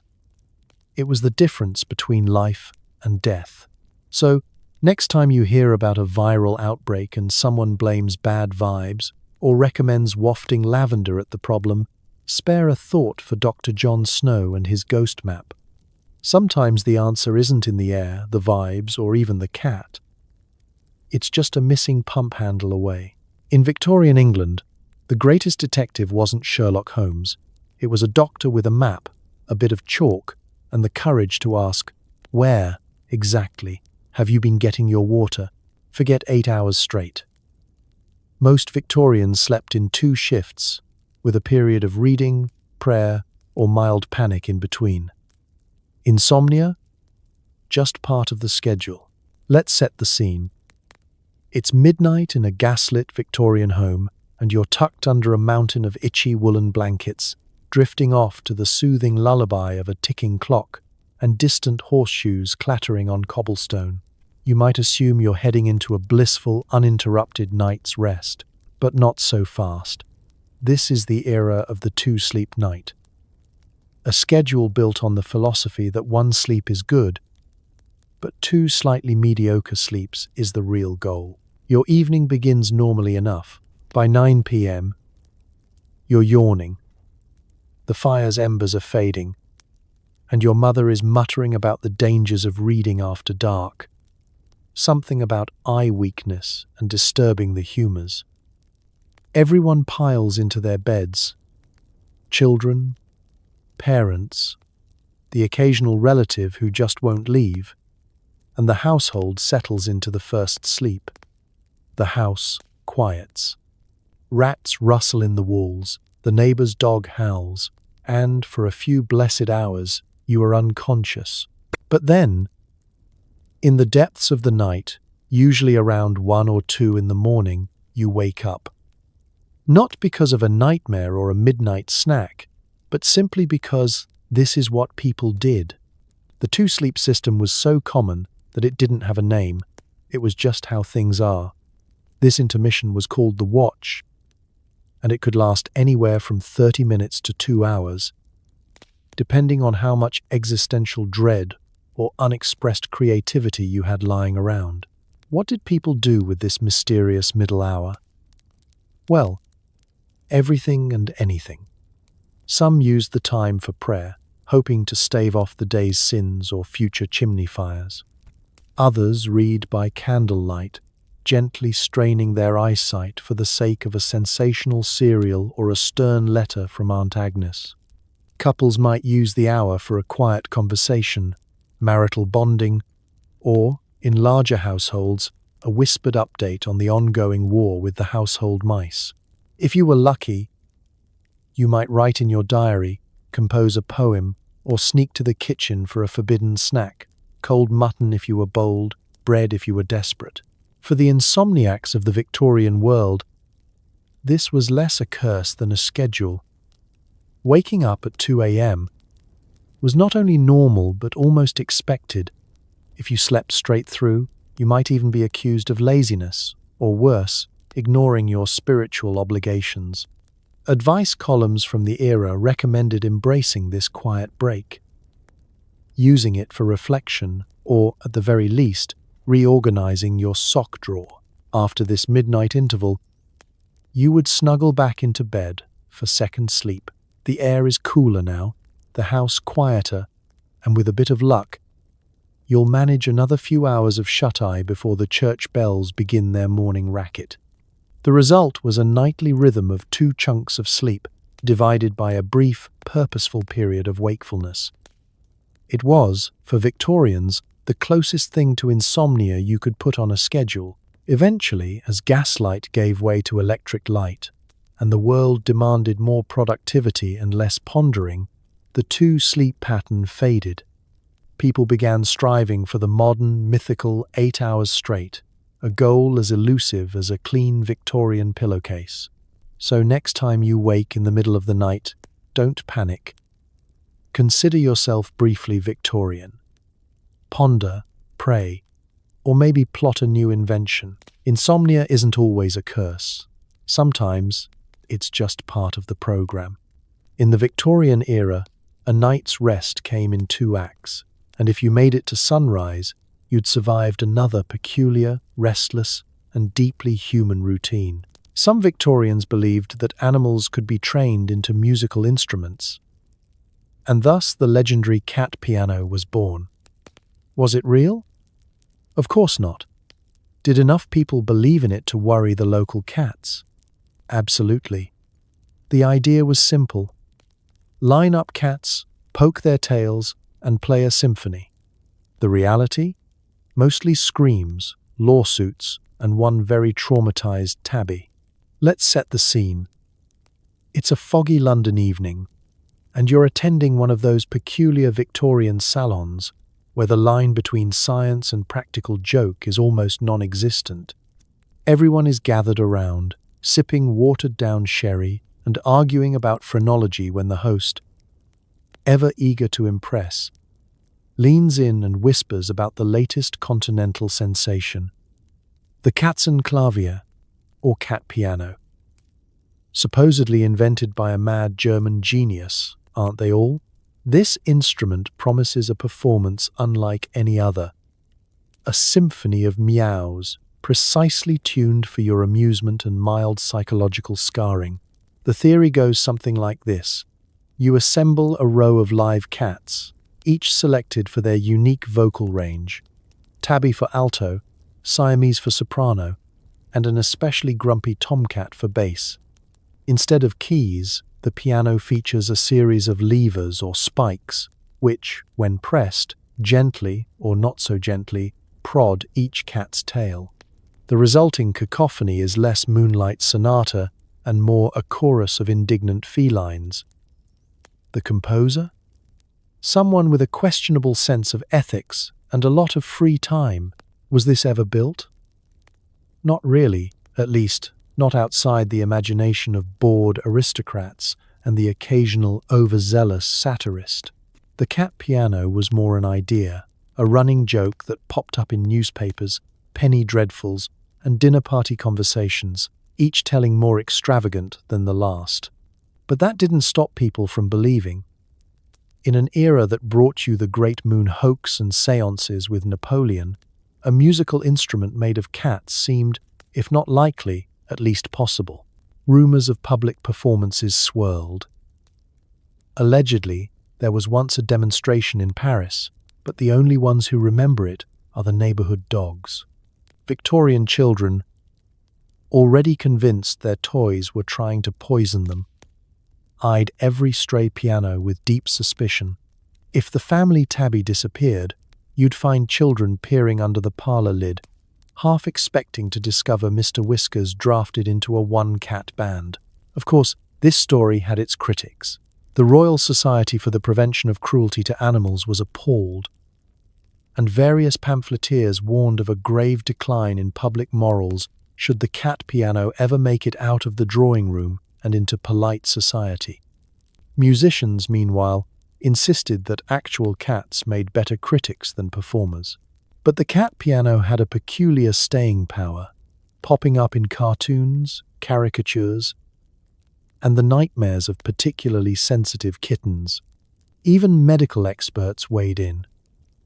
One Victorian doctor declared that listening to a cat piano could stimulate the nerves and inspire a cheerful disposition, which tells you everything you need to know about 19th century medicine.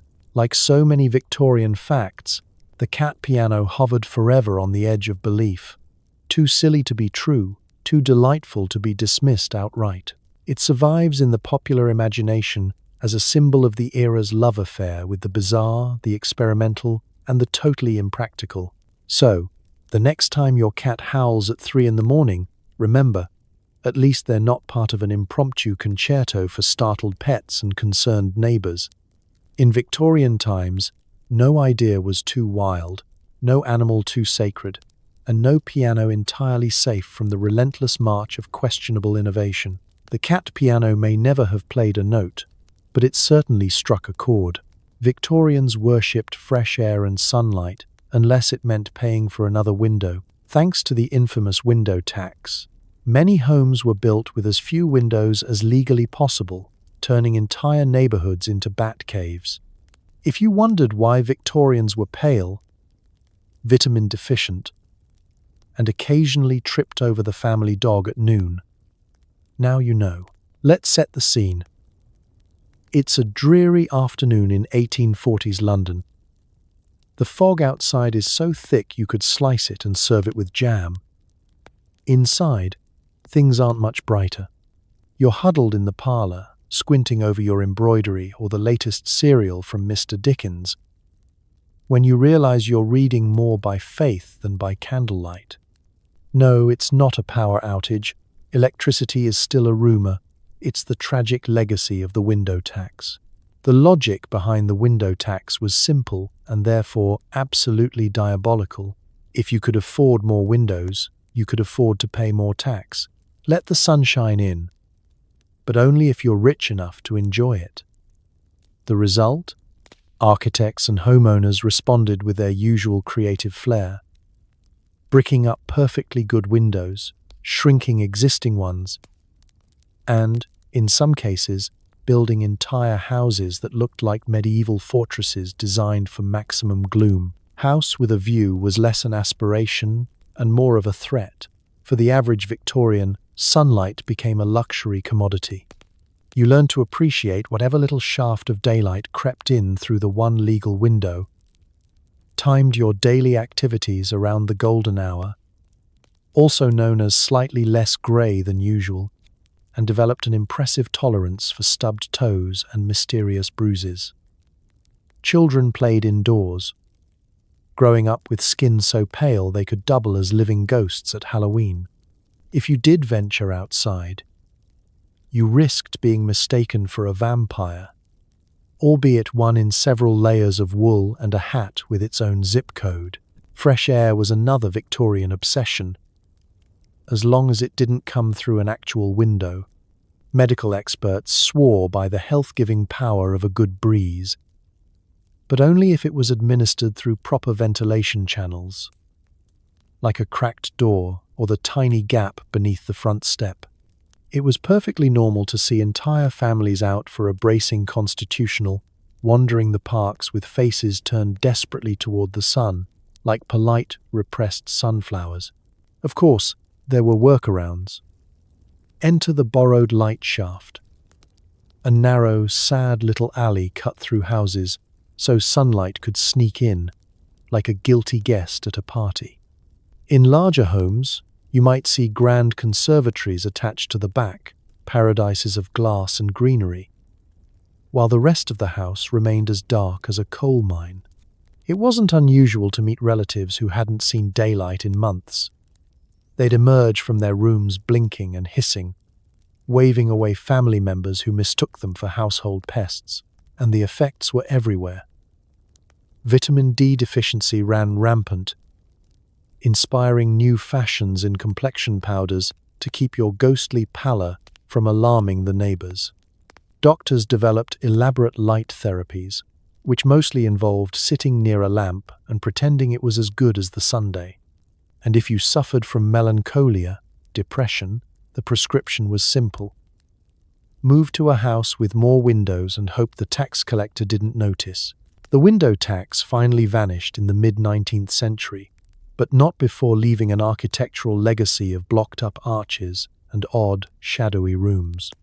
When new houses were built with actual, functioning windows, it was considered a minor miracle, a sign that the modern world was finally winning its long war with the dark. So, the next time you fling open your curtains and bathe in sunlight without an extra bill, take a moment to thank the brave, squinty Victorians who made it through the window tax era. Their world was dim, their dogs were often invisible, and their appreciation for a little natural light was, quite literally, taxing. Doctors warned that sitting down suddenly could disturb your humors or unleash hidden vapors. Special etiquette manuals suggested lowering oneself into a chair like it was a wild animal, preferably with a look of deep suspicion. The only thing more dangerous than sitting was standing up without permission from your spleen.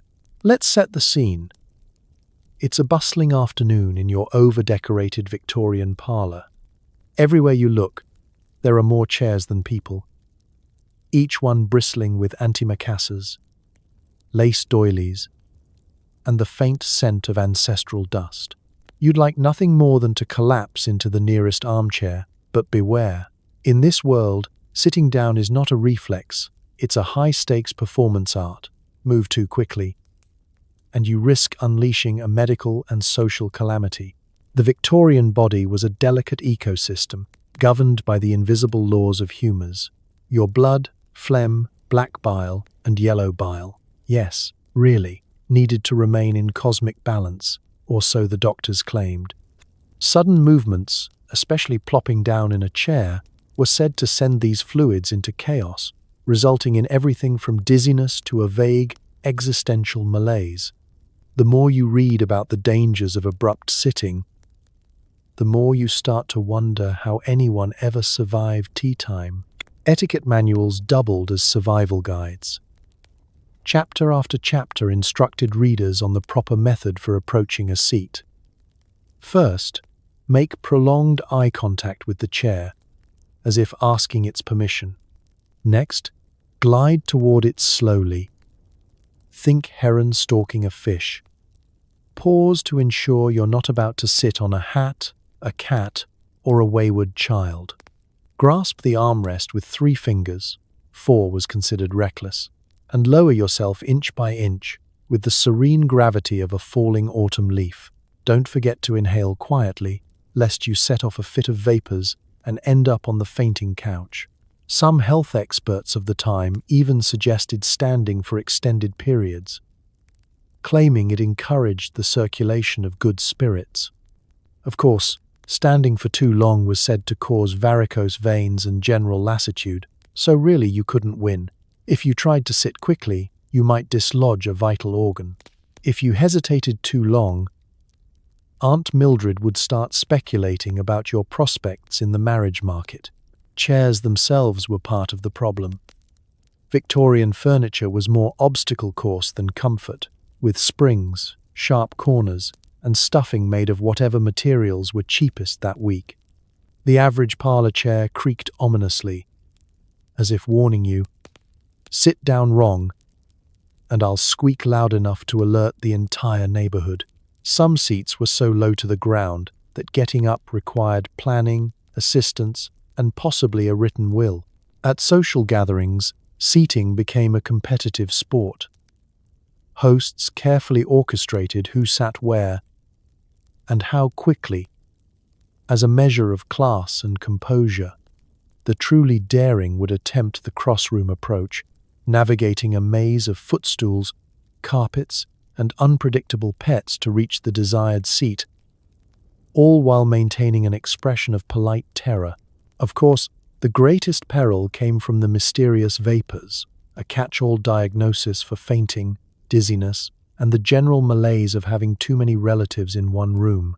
Sit down too quickly, and you risked expelling invisible vapors that might alarm the ladies, unsettle the dog, or even taint the soup. The solution?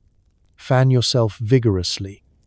Sniff a vial of smelling salts, and insist that someone open a window, if the window tax had been paid. Of course. Eventually, modern medicine revealed that sitting down quickly was, in fact, relatively safe, unless you forgot to check for hedgehogs. But in the Victorian imagination, every chair was a test, every movement a risk, and every gathering an exercise in cautious optimism. So, the next time you flop onto your sofa without a second thought, remember, you're defying centuries of medical advice, etiquette rules, and the ever-watchful spleen. Sit boldly. The Victorians would be shocked, possibly literally. Fashion in the Victorian era was a high-stakes game, and nothing said wealth like wearing half the local aviary on your head. Entire birds, nests, and occasionally rodents were perched atop hats so wide they needed their own seat at the opera. No one was safe, not the sparrows, not your neck, and certainly not the people sitting behind you. Let's set the scene. It's 1895, and you're strolling down the boulevard in your finest, determined to impress. Your hat is less an accessory and more a personal ecosystem. The wider, fluffier, and more ornithologically impressive, the better. Every lady worth her salt has a hat that could double as a minor tourist attraction, complete with wings, tails, and a faint rustle if the breeze picks up. The Victorian obsession with feathered hats began innocently enough. A few decorative plumes here, a tuft there, but things escalated quickly. Milliners, sensing an opportunity, competed to see who could produce the most eye-catching, gravity-defying creations. Why settle for a feather or two when you could have the whole bird, perched, splayed, or, for the truly bold, mid-flight?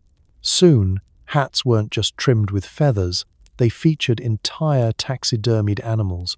Exotic birds, robins, hummingbirds, even the odd bat, found themselves immortalized in Victorian millinery, giving each wearer the distinct appearance of being gently attacked by a museum exhibit.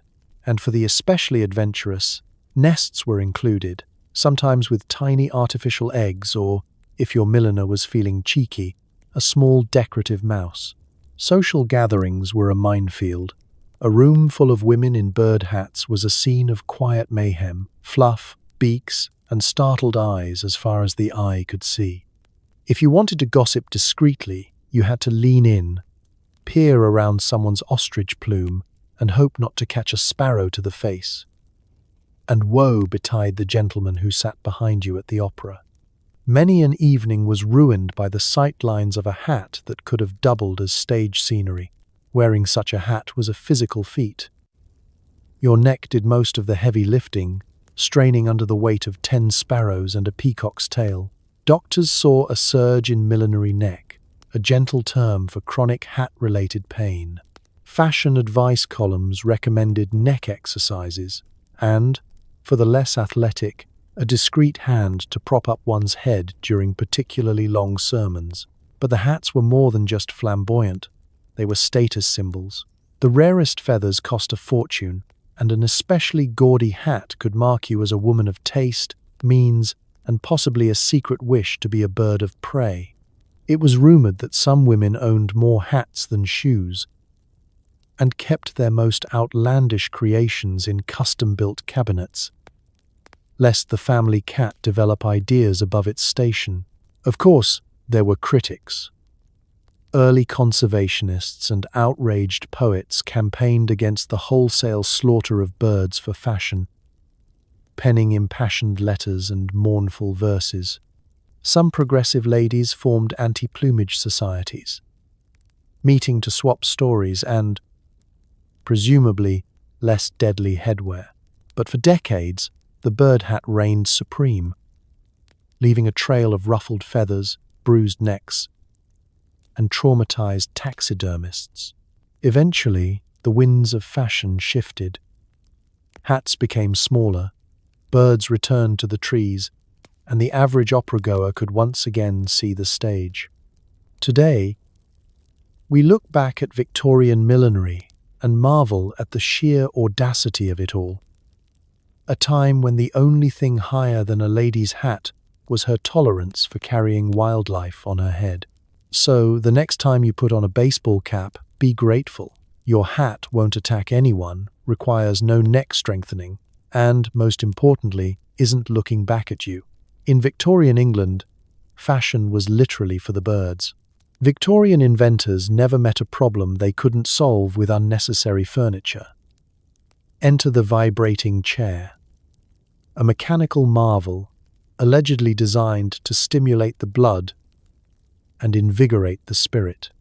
Mostly, it just startled unsuspecting guests and made after-dinner conversation a dangerous sport. Let's set the scene. It's an otherwise peaceful evening in a well-appointed Victorian drawing room. Guests are settling into an assortment of overstuffed armchairs, exchanging pleasantries about the weather, the Queen's latest fashion choices, and whether arsenic green is still the hot new colour for wallpapers or merely the hot new cause of household fainting spells. All is calm until someone unwittingly selects the special seat. The vibrating chair was the product of a very specific Victorian genius, the inventor who thought comfort was overrated and that all ailments could be fixed by machinery. Its exterior was deceiving: plush upholstery, carved wooden arms, the faint whiff of mothballs. But underneath, an assortment of springs, pulleys, and a small, ominous crank awaited their next victim. All it took was one discreet turn, often triggered by a mischievous host, and the chair would begin its infamous performance. Victorian medical minds had an explanation, of course. They believed that the chair's vigorous shaking could stimulate the blood and revitalize the nerves.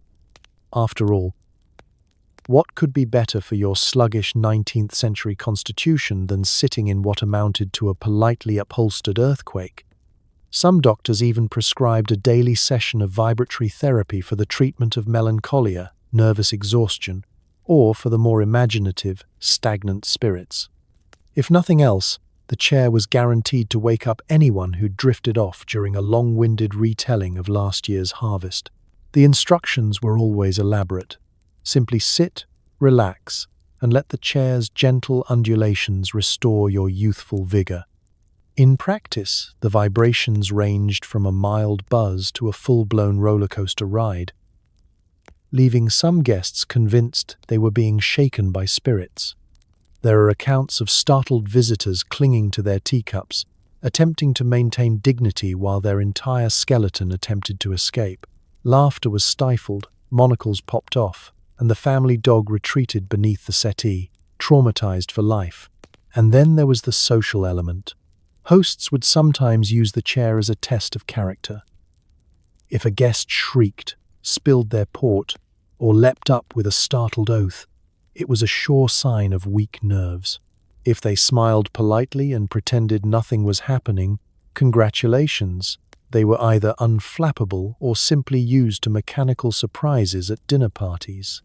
Some hosts developed a reputation for vibrating chair mischief, and invitations to their homes were accepted with a mix of excitement and mild dread. Of course, Victorian engineers couldn't stop at just one version. There were coin-operated vibrating chairs for public spaces, wind-up models for the determinedly old-fashioned, and deluxe editions with adjustable speeds, because who wouldn't want to dial their own level of internal chaos? The more ambitious chairs boasted attachments for your feet, your head, or, for the very adventurous, your entire spinal column.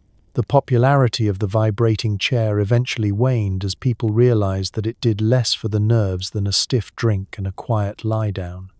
Still, for a brief, glorious window, it was the highlight of fashionable homes, a conversation starter, and sometimes ender, unmatched in Victorian society.